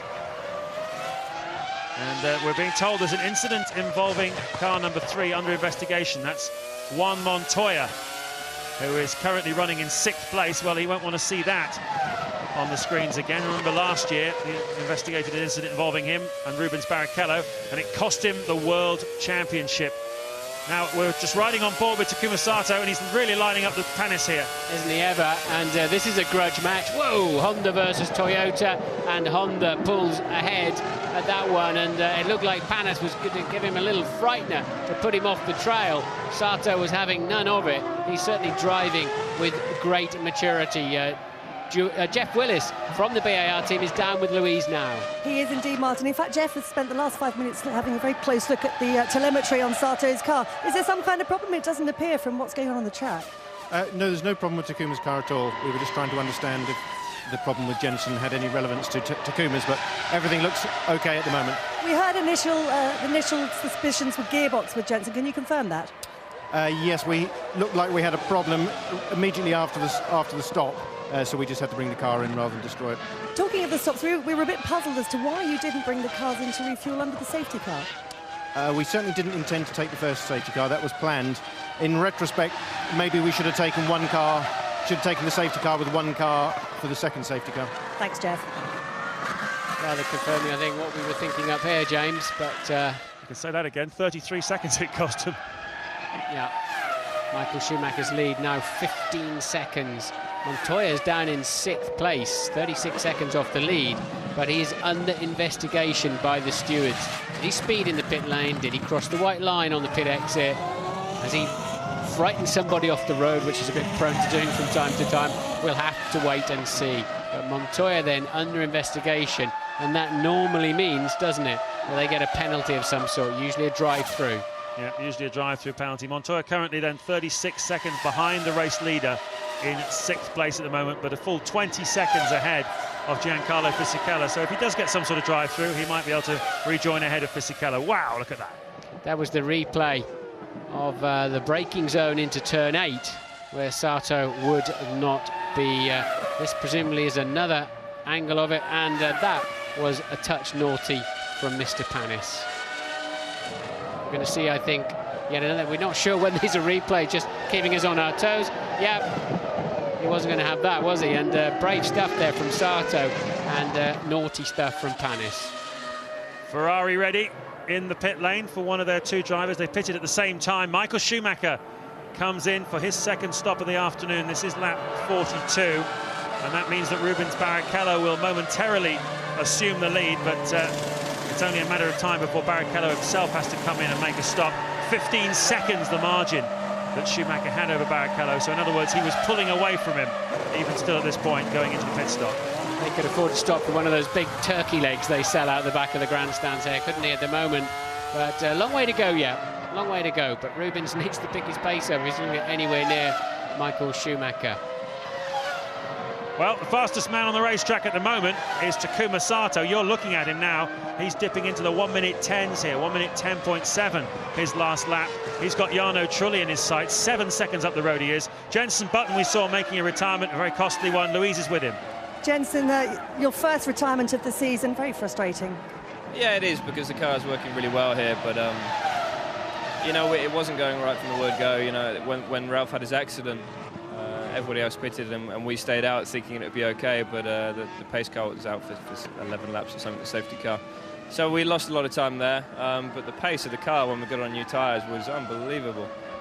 Traction-wise, we could overtake people out of corners, which is really unusual. So the car's very quick here, and I think it's the quickest car on the circuit, so it's a little bit disappointing, but there you go. Somewhat frustrated, Jenson Button, thanks very much. Yeah, rather surprised. It looked like it was only ever going to be a long safety car, didn't it? In fact, I'd have been thrown a red, I think, at that point, with so much debris, and Ralf Schumacher not moving too much inside the cockpit. So I'm surprised they read it that way. Sato confirming, though, what Jenson Button was saying about the speed of the car. He is mightily quick in 4th place at the moment. Schumacher slipped down to 3rd after that second pit stop. Barrichello leads then, yet to stop again from Jarno Trulli. We didn't see, really, in all the chaos of the Ralf Schumacher crash, just how much fuel they put in the Ferrari of Rubens Barrichello. He had to almost queue up at the gas station because of the circumstances of both Ferraris pitting at the same time. He's now beginning to lap quite quickly. Unfortunately, he fell so far behind Michael. Well, we think, Mark Hughes, it helps us out up here in the commentary box, that Michael Schumacher might have enough fuel to get himself to the end of the Grand Prix. We reckon he put about 80 kilos of fuel in, and there's just 30 laps to go in this race. So that'll be very interesting if that's the case. Rubens Barrichello still has to make his stop. So does Jarno Trulli as well. Meanwhile, Takuma Sato is absolutely flying, trying to close down Jarno Trulli. And remember, Sato going for the podium here. It's astonishing to think that Trulli started from the very back of the grid, and he's got himself up to net second place at the moment, but it actually, when it all shakes out, he'll probably be third. Look at Sato, though.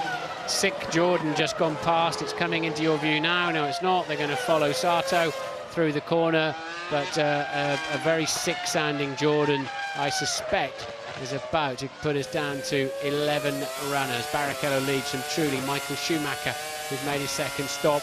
We think he can go all the way to the end from the information we've got. That's going to make his car feel a little bit heavy and going to do nothing for his blistering tyres either then. This is Jarno Trulli, currently second place man, started on the back of the grid.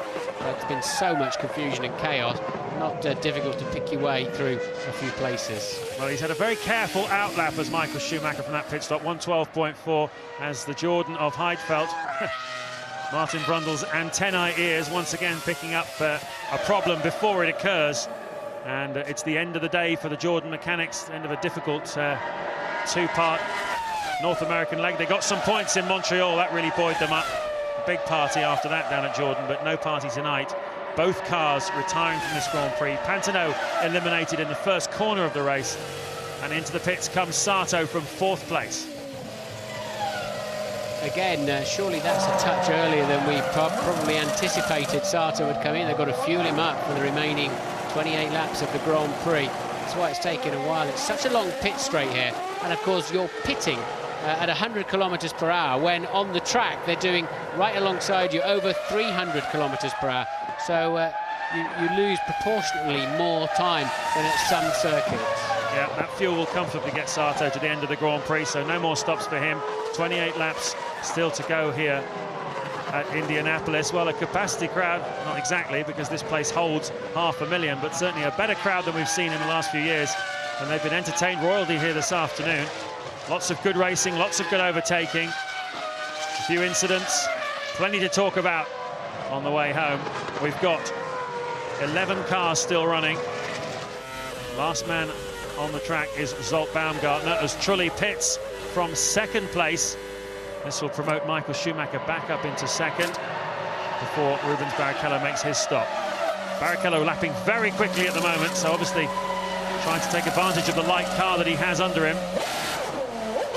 Slow away.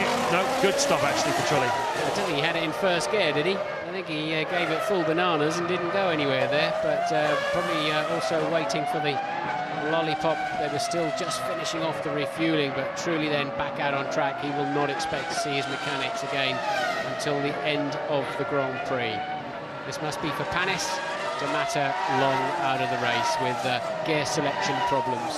Yep, Olivier Panis 3rd on the road at the moment then. The highest we've seen a Toyota this season. Unlikely to finish there, but still a good chance today of a big points finish on his 150th Grand Prix start for Olivier Panis. This stop will drop him down to probably just behind Sato. It's going to be touch and go actually between him and Sato as a result of this pit stop. That'll be worth watching. Right, well, I've got the answer of where Barrichello's pace went to a certain extent, because he's gone much further than Michael, hasn't he, on this stage of the Grand Prix. It costs you about 0.2 of a second per lap for every 10 kilograms of fuel that you carry, about 4 odd laps worth. And so Rubens with the heavier Ferrari just couldn't stay anywhere near Michael. Crucially, he's 20 seconds ahead of Michael, and we think he's going to need about 28 to be ahead of him after the pit stop. So Michael will just be keeping a wary eye on that, but Rubens will have to really put some pace into it, and he is doing 1:10.5 last time around. That was Sato, bottom right of your screen. He's gone through and passed comfortably the Toyota. You can see there, that's the Sabra Fisichella. He's going to be behind the Toyota. So Panis feeding back in 6th place as David Coulthard comes into the pits in the McLaren. He was 8th, but he's lost that place now to Mark Webber, with whom he has been battling all afternoon. They'll fuel this car through to the finish, I think. They've got a lot of software on the pit wall, which they'll put in various permutations with safety cars and a different strategy. They use much less fuel under the safety car. That'll all get applied, and they can work it out then how much to preset for the fueling when he comes into the pit. That's why sometimes they get a bit of chaos. If a car surprises them in the pit lane, they're not ready and they haven't primed the fuel ready to go in the car. Let's hear a bit from Ted. Down at Williams with a Ralf Schumacher update. He's now been taken to the hospital in downtown Indianapolis for a CAT scan. That is precautionary. Of course, Ralf did have a concussion last year, and so 2 concussions, even in the space of a year, is quite risky. So he's gone for a CAT scan. But Mario Tyson, the BMW director, said that he went to see him, and Ralf asked Mario, what happened? I have no idea what happened. The suspicions at the moment are that it was either debris that cut the tyre or maybe a suspension failure. But I see we've got another tyre gone now. We have indeed. Luckily for Fisichella, it's gone in a less crucial part of the racetrack than the main pit straight or the banked final turn. He's been trying too hard. You've got to hurry up and wait with that situation. No flailing carcass at the moment to damage the rear suspension and wing, but yet another puncture, and that unquestionably is because of all the shards of carbon fibre that have been quite liberally distributed around here this afternoon. Well, the other tyres that we've seen going were Michelin tyres. This is a Bridgestone on the Sauber, so no connection. Obviously, afterwards there'll be an examination of why all these tyres went. Certainly the debris on the track must be one of the suspected as being a major culprit. Into the pits then comes Giancarlo Fisichella. He was just in 7th place behind Olivier Panis, and this has dropped him right out of the picture. And the reason why his front right wheel was flailing up in the air is because the cars are so stiff and there's such a tiny amount of suspension travel that lose the sidewall on the left rear and the right front will come skywards. The whole structure of the car is immensely stiff. Outstandingly stiff, I think, is the word of the weekend. Certainly is. A lot of outstanding incidents here today. Into the pits comes Rubens Barrichello on lap 50, just 24 to go then. He did put quite a bit more fuel into the car when they were queued up, the 2 Ferraris, under that safety car. It was absolutely the right call by Ross Brawn to bring them in. And this will drop Rubens Barrichello back behind Michael Schumacher. He was 22.6 seconds ahead of him, and you need more than that to make a stop and rejoin. Schumacher goes through across the start-finish line, overtakes his teammate then. Rubens Barrichello closer than he was, though. He has actually gained quite a lot by putting more fuel in the car in that pit stop under safety cars. And now we will see whether he can use the pace that he's had all weekend and the psychological advantage he had built up against his teammate. Now we'll see in the closing stage of this Grand Prix whether or not Rubens has got something in him to try and pass his team leader. That certainly worked out for him, didn't it, Martin? That was he was 12 seconds behind Michael Schumacher at one stage in this Grand Prix, and now he's right with him. Yeah, and he was lapping in the 1:10.5s when he came in and just been eating up Michael's time. He was 22.6 seconds ahead, so it must have been a very quick stop for Rubens Barrichello. But they've now got the same fuel load to the end of the race, James, but Rubens has got much fresher tyres. Certainly has. You see the Ferrari in front just jumping about a little bit. Rubens just having a look. Looking at Schumacher's technique. Where will he brake? How does he take this corner? Where might I get him? Michael's rear tyres have gone. Michael's rear tyres have gone. Well, he'll have to let him through, I think, because he'll just take it. Oh! Wow, Michael would not yield there. Rubens with a much faster car. Michael Schumacher's rear tyres burned out. This is great stuff here then. Rubens Barrichello right up with Michael Schumacher. And you can see that he has a pace advantage. It's just a question of when he plays his joker. Does he try and play the patient card, or does he go for it straight away? What's the best thing to do? Michael Schumacher has to make it through to the end of the Grand Prix. 22 laps to go, and he seems to be really struggling at the moment, but he doesn't seem to be able to get into his head the concept that his teammate might pass him. It's very hard to swallow when you're Michael Schumacher, the thought that someone else in an identical car is going to come through and pass you. But that is the prospect here for him if, as Martin says, those rear tyres on Schumacher's car have gone. It's a question of when, not if, because Michael Schumacher, remember we said at the stop that he put in a lot of fuel in and it was going to burn the centre of his rear tyres. Well, it's happened quite dramatically.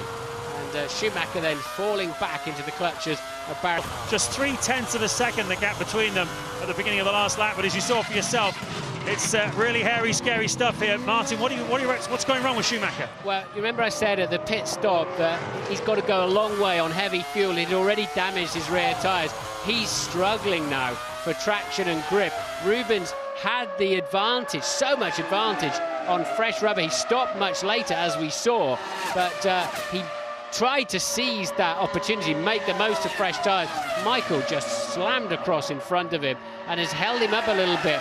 What they've got to watch out for, James, is Juan Pablo Montoya in third place, who's beginning to catch them, as Jarno Trulli's not that far behind either. So suddenly, if Michael wants to play all defensive with Rubens, who has suddenly now got his speed back, although still not quite in the zone to have another look at Michael, they've just got to watch out for Montoya and Trulli behind them. Sato too. They're all within 20 seconds. 20 laps to go.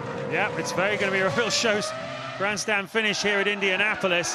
The Ferraris lapping in the low 1:12s, and the people chasing them down lapping in the 1:11s comfortably. Sato capable of mid to low 1:11s as the McLaren. No more than that investigation by the stewards, which was at 1300 hours here, so some 21 minutes ago. No sign of a penalty for Montoya at the moment, James. It's still up there on the computer, but Rubens there not close enough. The Michael, we know, trimmed the wing out of his Ferrari for good straight line speed, but he's having to get defensive very early in the corners. Surely Rubens got enough pace and time to get on top of his team leader here. Yeah, Montoya took another second out of them on that lap. He's now just 7.2 seconds behind Rubens Barrichello. He took a big chunk of time out of them, as he does on every single lap at the moment. So this Ferrari situation, definitely one to be monitored. Schumacher leading Barrichello by as much margin as you can see for yourselves. Montoya 7 seconds behind. Trulli is a further 7 behind Montoya, with Sato 3.8 and closing on Jarno Trulli. So two good battles in prospect on the racetrack. Schumacher and Barrichello at the front, and Trulli and Sato battle for fourth place. That's going to be joined very soon. Well, Montoya's only pitted once. I'll have a look and try and calculate. We think he can go to the end of the Grand Prix. We're absolutely sure Jarno Trulli can, and Takuma Sato in fifth. There's now 18 seconds between the lead Ferrari and fifth place man Sato. Michael then really beginning to struggle with traction. It's fine in these high-speed corners and down the long straights. You don't need the mechanical grip of the tyre, but get to the midfield section and he's really hurting. As soon as those blisters come, if they just get a little bit too deep, it's like running around on top of sort of sand or grain, if you like, James. Absolutely. Well, the thing that Ferrari really didn't want today was high track temperatures. Coulthard's rather clumsy arrival into the pits then. Ted, what can you tell us? Oh, James, I've been into Ferrari. I've seen what's the problem. They say, no, there's no problem with Michael's car. Don't worry about that. Of course, Rubens has now lost the benefit of those new Bridgestones, but rather archly, the Ferrari representative said, we now have to conserve the cars to the end of the race. What do you make of that? Well, what we make of that is they don't have a prayer of conserving the cars to the end of the race, because in the back of your picture is Juan Pablo Montoya in a much faster Williams. Not too far behind him, Jarno Trulli, probably just out of play, Trulli and Sato, if it be known. This is Coulthard making an unscheduled stop, back end locked up as he goes into the garage. Everybody slightly having to, do they get knocked or do they just step back? But Coulthard then was lapping very slowly, so we're assuming he's just gone in for a different set of tyres, I would imagine. And that then just proves us wrong. Montoya has got a pit again. So sadly, Montoya, with 17 laps to go, looks as if, there he is, he hasn't gone in the pit lane this time around, but seems like he has got to have some more fuel. So our info not quite right on that one. Oh, what a shame, but he's certainly closing very quickly. That will probably explain why his pace was superior to the Ferraris. The two Ferraris lapping 1:12.3 at the moment. Fastest lap we've seen so far in the Grand Prix, in the high 1:9s, low 1:10s. So that gives you an idea of where the Ferraris are relative to the pace. Sato is 17 seconds behind the two Ferraris with just 17 laps to go. When Montoya pits, Sato will be promoted to fourth. Jarno Trulli, he's closing him down at the moment. Trulli will be promoted to third. But can either of those two find the speed to get up to the Ferraris and maybe even try and attack them in the closing stages of this Grand Prix? You're looking at Montoya, expecting him to come into the pits. The Williams mechanics are down there for the blankets, and expect to see Montoya diving to the right here. There he goes. That's bad news for the Grand Prix. He certainly had the speed to have a look at the Ferraris, and this time around Michael Schumacher 2/10 faster, so the amazing pace Barrichello had on those fresh tyres has just ebbed away quickly. Ted. Montoya's tyres were starting to go off anyway, so this is a relief just looking at they are quite badly worn. Of course, because he started in the T car, that car had to have a heavier fuel load than the one he originally went to the grid with. So I think that explains some of it, but that's unfortunate. Oh, what's this? A black flag? Yep, it's black flag for Montoya. I wonder if there's some technical issues with him using the spare car at the beginning of the race. Did he have two cars in play, effectively? He left one on the grid. I think you're allowed to do that. But Montoya didn't take the black flag because he happened to pit on that lap. He'll get it next time past. The team will know anyway. They'll be on the radio to him. I would imagine they'll use their 3 laps grace that they've got to go and understand why he's been black flagged, or maybe they'll just call him in. But that's Sam Michael then probably calling Juan Pablo Montoya into the pits. Is it another technical infringement for Williams just 7 days later? 7 days after the disqualification in Montreal. Both cars, Ralf Schumacher's second place finishing Williams, Montoya's fourth place finishing car, both disqualified for brake duct infringements. Black flag means you've got to come into the pits because your race is over. We're not being given the reason up on the computer at the moment by the race stewards, but here comes Montoya. He's not wasting any time, and once again, Indianapolis, not a happy hunting ground for Juan Montoya. Here last year, he arrived with a chance at the championship, and his championship hopes were finished off here, but the stewards brought him in for a drive-through penalty, and now he's going to park a perfectly healthy car. Ted, what can you tell us? Juan Montoya furiously retires. Second race in a row, Williams have a disqualification. It is because of the incident on the grid when the first car wouldn't start up and they had to use the T car. I believe it's because the T car had not been nominated and didn't receive a sticker from the FIA. A small administrative problem, but it is because he just jumped into that T car and went with it without going through the proper procedure. Yeah, and I wonder if it's 26 minutes after it was first announced. I thought that had to be done within 20 minutes, James, that sort of thing. But that is a major technical infringement. It's quite a complex procedure they have to go through to bring a spare car into play through a Grand Prix weekend. And early signs are they didn't follow that procedure. Pretty extraordinary, though. It's an hour and a half since that car failed on the grid. It's taken an hour and a half to black flag Juan Montoya. Michael Schumacher serenely going about his way, or is he? Rubens Barrichello seems to have settled for second place with Montoya out of the picture. He's not going to try and pass his team leader. He had a go, as he did a week ago in Montreal. It was a half-hearted attempt in Montreal. He really didn't see it through. And here today, coming out from his pit stop on fresh tyres when they were giving their best grip, he had a moment, just a moment, to try and do something, but it wasn't to be. And now Michael Schumacher is sitting in front of him, and one can only imagine that with Jarno Trulli 14 seconds behind in third place, that Jean Todt, Ross Brawn and the rest of the Ferrari management would have said, hold station here. We do not want to take either of these two cars out. Look forward to the next Grand Prix, the French Grand Prix in 2 weeks' time. Part of our Meet the Team series here on ITV. It is the Ferrari team. What a time to be going behind the scenes with Ferrari to look at the inner workings, how the dream team, as they're called, of Ross Brawn, Rory Byrne, Paolo Martinelli on the engine side, Jean Todt, Michael Schumacher, Rubens Barrichello. What's the secret of Ferrari's success? Well, we'll be going deep behind the scenes, visiting Maranello, dealing with the team here at the racetrack as well. So look forward to that. Sorry, James, I just see Trulli going very slowly. Sato was 2.2 behind him. They're fighting for the final podium slot. We did see Trulli, I think, just snatch a right front wheel as he went into the braking zone of one and out of our shot. But look at this. Within 3 or 4 corners, Sato's taken all that advantage back. Jarno Trulli under pressure for third place. You have to say it looks like Barrichello's now been told to hold station in second. Certainly does. This then the main interest of the battle, and there you can see Mark Webber struggling to control the Jaguar. That has blown at the same place that Ralf Schumacher had his incident. So Mark Webber able to bring it under control. He's going down the pit straight very, very slowly. And a scary moment for Mark Webber in the Jaguar. So both Jaguars retiring.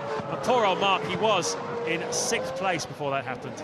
Don't really know why he didn't duck round the end of the pit lane and just get out of that. He's not doing anybody any favours there. He's gone to the relative safety of the turn 1 runoff area.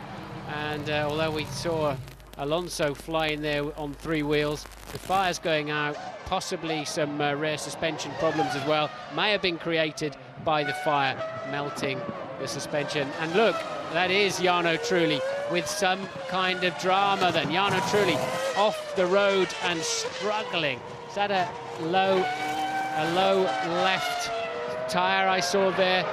Amazing, just going on everywhere. It's going to be anyone wins in a minute. Anyone scores some World Championship points this afternoon for the looks of it. At the moment, just 9 runners. Well, they're giving away the points here this afternoon. The BAR team ready for Takuma Sato with 12 laps to go. We thought, we hoped certainly that he would have enough fuel to get to the finish. He is up into a podium position, but looks like he's going to have to make another visit, and it's going to be nip and tuck with Panis, who's in 5th place, 14 seconds behind him in the final run to the finish. Whether or not Panis or Sato is going to get that final podium position. Sato doesn't pit this time around, but they're really paying a heavy price for not pitting under those safety cars on there, especially if they let Panis up onto the podium. But, clearly didn't get as much fuel in these cars as we thought they were during those stops, and what's been a crazy race. Somebody's going to be busy catching up on all this at the end of the afternoon and trying to write up about exactly all the things that went on here. That is the Jaguar engine beginning to cry enough of Mark Webber. He went a long way. What is this all about then? This is about Sato passing Jarno Trulli for 3rd place. The McLaren of Raikkonen looked like it was trying to get out of the way. The pair of them across the grass. Sato pointing in the right direction on the grass. Jarno Trulli not. So when we saw him, he was just recovering. He's back relatively up to speed. And the BAR pit crew that we saw coming out, that was not for a scheduled fuel stop, because they've gone back into the garage. It was just a precautionary, just in case Sato had some kind of problem technically. Once again, he takes his hand off the steering wheel on this high G corner. Very interesting stuff. Schumacher leading them by 1.9 from Barrichello. Sato is 3rd. Can he get his first Formula One podium? Maybe touching his lucky 4-leaf clover there at that corner, but certainly brave man to hold onto the wheel with only one hand at that point. Trulli 4th, Panis 5th, and Raikkonen 6th at the moment with just 10 to go. Into the closing stages of what has been an extraordinary, and that is the word that you have to use, extraordinary American Grand Prix here at Indianapolis. James Allen and Martin Brundle with you. We had a crash at the start, and that really foreshadowed the afternoon for us. 4 cars eliminated in the first corner. That put a safety car out on track. At the restart, Michael Schumacher, who was 2nd, who's been playing second fiddle to teammate Rubens Barrichello all weekend. Well, he got the jump on him at the restart. They crossed the line 0.0 seconds apart, but critically, the computer saw that Rubens Barrichello was in front, and that meant that Michael Schumacher was a legitimate pass. He took the lead under us, and then, well, since then, he's looked serene. Fisichella's got a problem out there, I think. I heard, again, something going not well down the pit straight here. So, at the moment, we have 9 runners. I'm trying to brush up on the regulations as we go on, just to fully understand that Williams situation. I think it's one of 2 things: either just the simple paperwork exercise of getting the car restickered as a spare car, bringing it into play, or maybe regulation number 85, where the driver has to be out of his original car and left the grid before the 15-second signal, which immediately precedes the start. And that would have been touch and go, James, wouldn't it? Because Montoya was sort of wandering around, slightly unsure what to do on the grid itself. So it remains to be seen which one of those 2 it is. But he could well have fallen foul of that regulation 85 as he got out of the car. The pack were just about to drive away, so he must have been in the 15-second zone. Absolutely. It's been an eventful day, as I say. After that restart where Schumacher jumped Barrichello, Ralf Schumacher lost it in that corner there, turn 13, hit the wall backwards at 190 miles an hour as the Sauber struggles there of Fisichella. Looks like he might have some kind of problem. We're being told by the pit crew that it's a hydraulic problem for Fisichella. Either way, Ralf Schumacher's incident brought out a second safety car. There was an awful lot of debris at turns 1 and 13.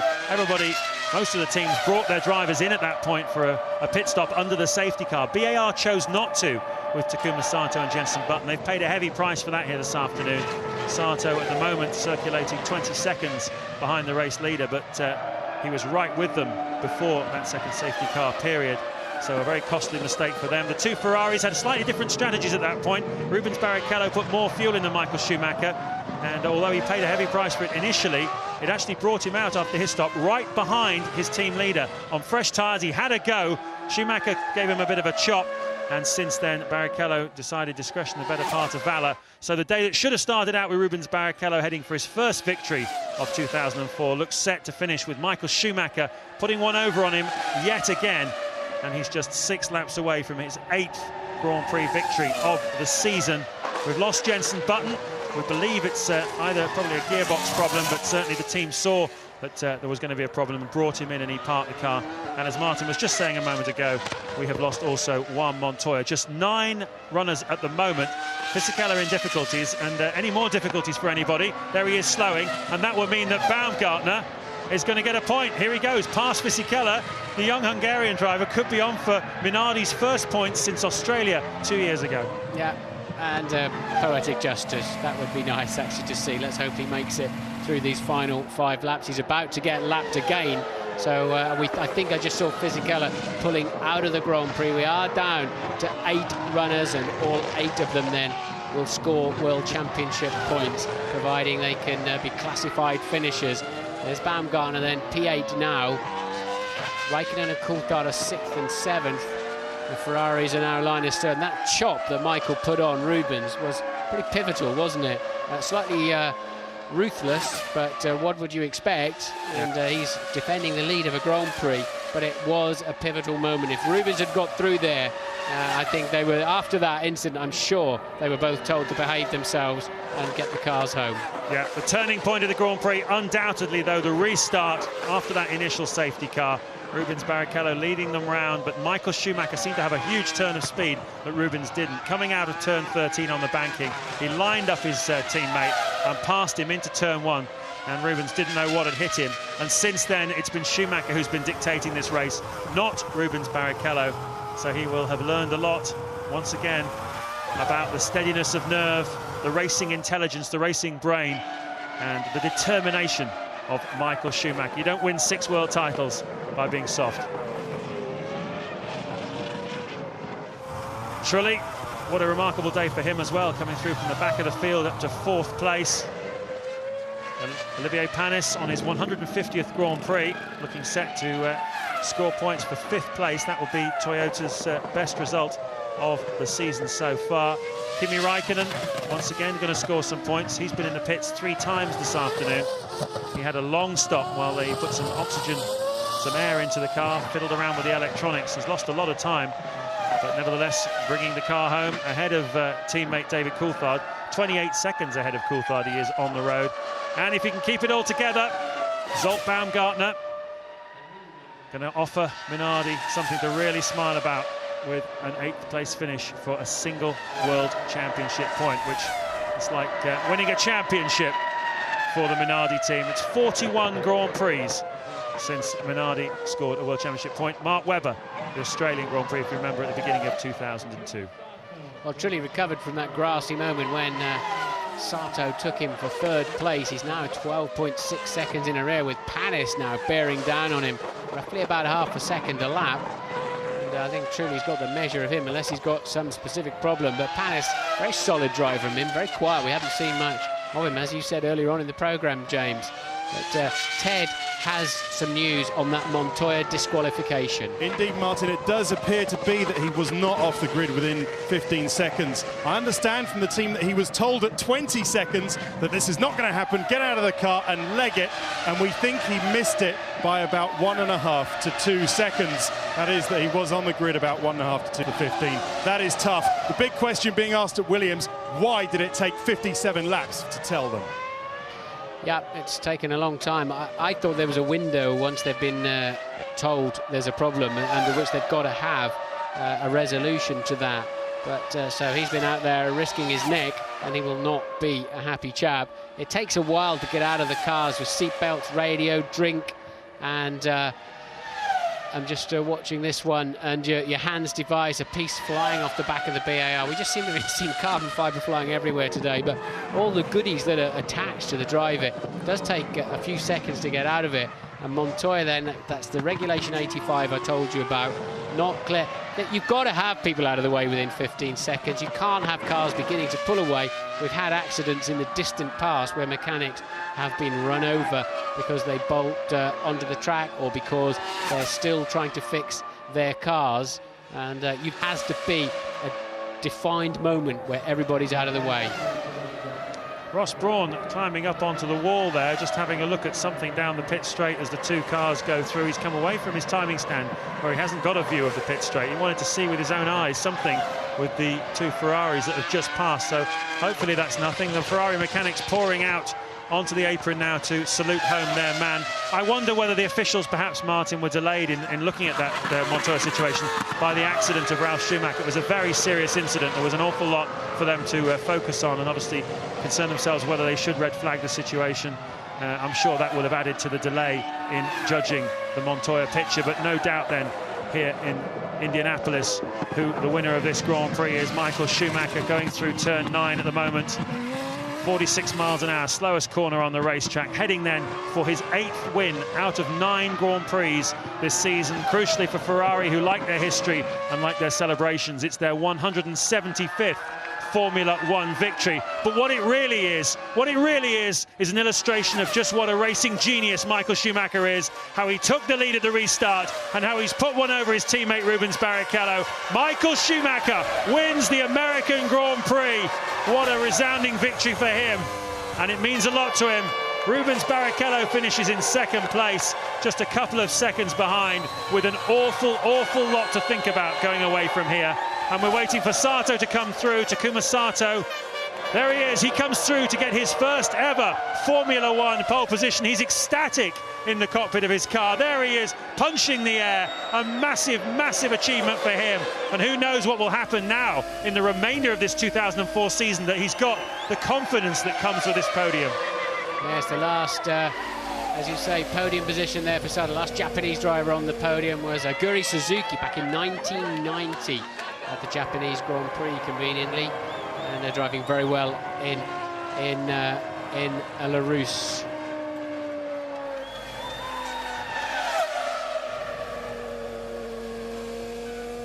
So it means an awful lot to Takuma Sato, as you can see, but it certainly mean an awful lot to Michael Schumacher. That was a hard race to win today. He was out-qualified by teammate Rubens Barrichello, but he kept his head. And really, they only came to close combat once. That was after Barrichello's 2nd stop, when on fresh tyres he had a quicker car. There you can see Baumgartner in the background in the Minardi, just slipped out of frame there, but he did indeed finish in 8th place. And I bet he probably feels like he's won a World Championship here today. That's terrific. I believe he's the first Hungarian driver to score a World Championship point. And there you can see the final order. Great result for Olivier Panis as well. 5th place in the Toyota. That's their best result this season. Trulli from the very back of the grid, making it in 4th place. And well, we'll have the podium presentation in just a moment. Welcome back to Indianapolis, where Ferrari's 175th Grand Prix is one we'll talk about for quite a long time to come. The 175th Grand Prix victory. Michael Schumacher's 8th of this 9-race series. We're at the halfway stage in the championship, and this is a very important win for him. And for the statistically minded amongst you, that's their 6th 1-2 finish of the season so far. But it could have been so very different.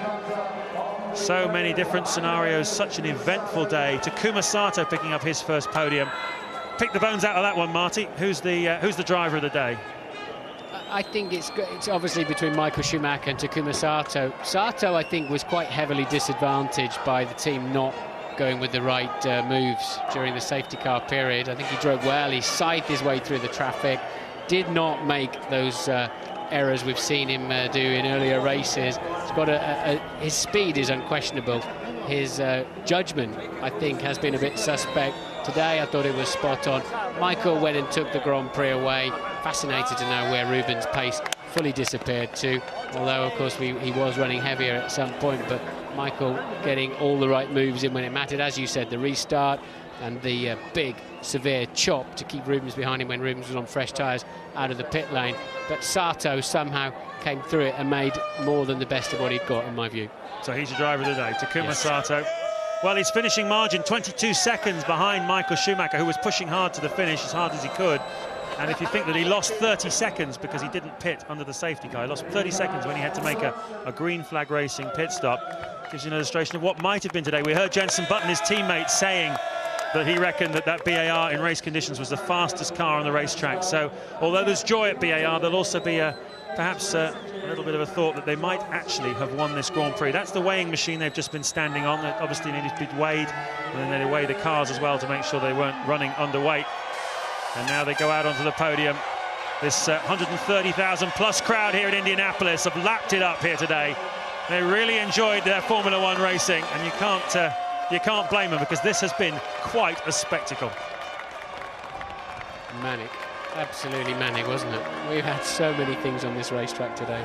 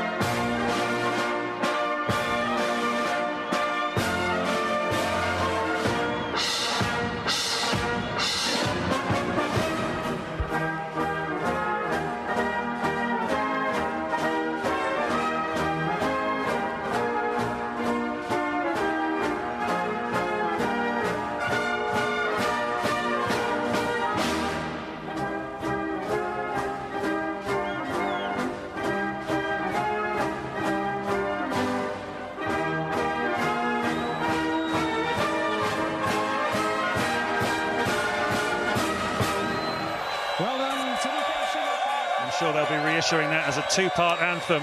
The two fit so nicely together. We're so used to hearing them. German and the Italian. Michael Schumacher collecting his trophy from Mari Holman George, chairman of the Indianapolis Motor Speedway. Terrific, terrific. Here's Tony George presenting the award to for Constructors Award to Ferrari. One of the engineers, one of the backroom staff, will be going behind the scenes. Exclusive access from the Ferrari team at the French Grand Prix in 2 weeks' time. Lots of goodies there. Don't miss our coverage of the French Grand Prix from Magny-Cours in a couple of weeks. And Martin, what might have been for Rubens Barrichello? Well, he certainly had the pace, didn't he? But Michael was in front when it mattered. Therefore, he was first into the pits under the safety car. Rubens lost out, stuttered away, and that's where it turned. This little guy drove the wheels off his car, not literally today, thankfully for him. So, first Japanese driver on the podium for 14 years then. The champagne then comes out, and today I think has proved that if you can keep your head when all those around you are losing theirs, then your name is Michael Schumacher. Thank you, James. Dramatic enough for you, that one. Formula One at its very best. Coronation Street is right around the corner. We will be back to complete our coverage of a superb United States Grand Prix.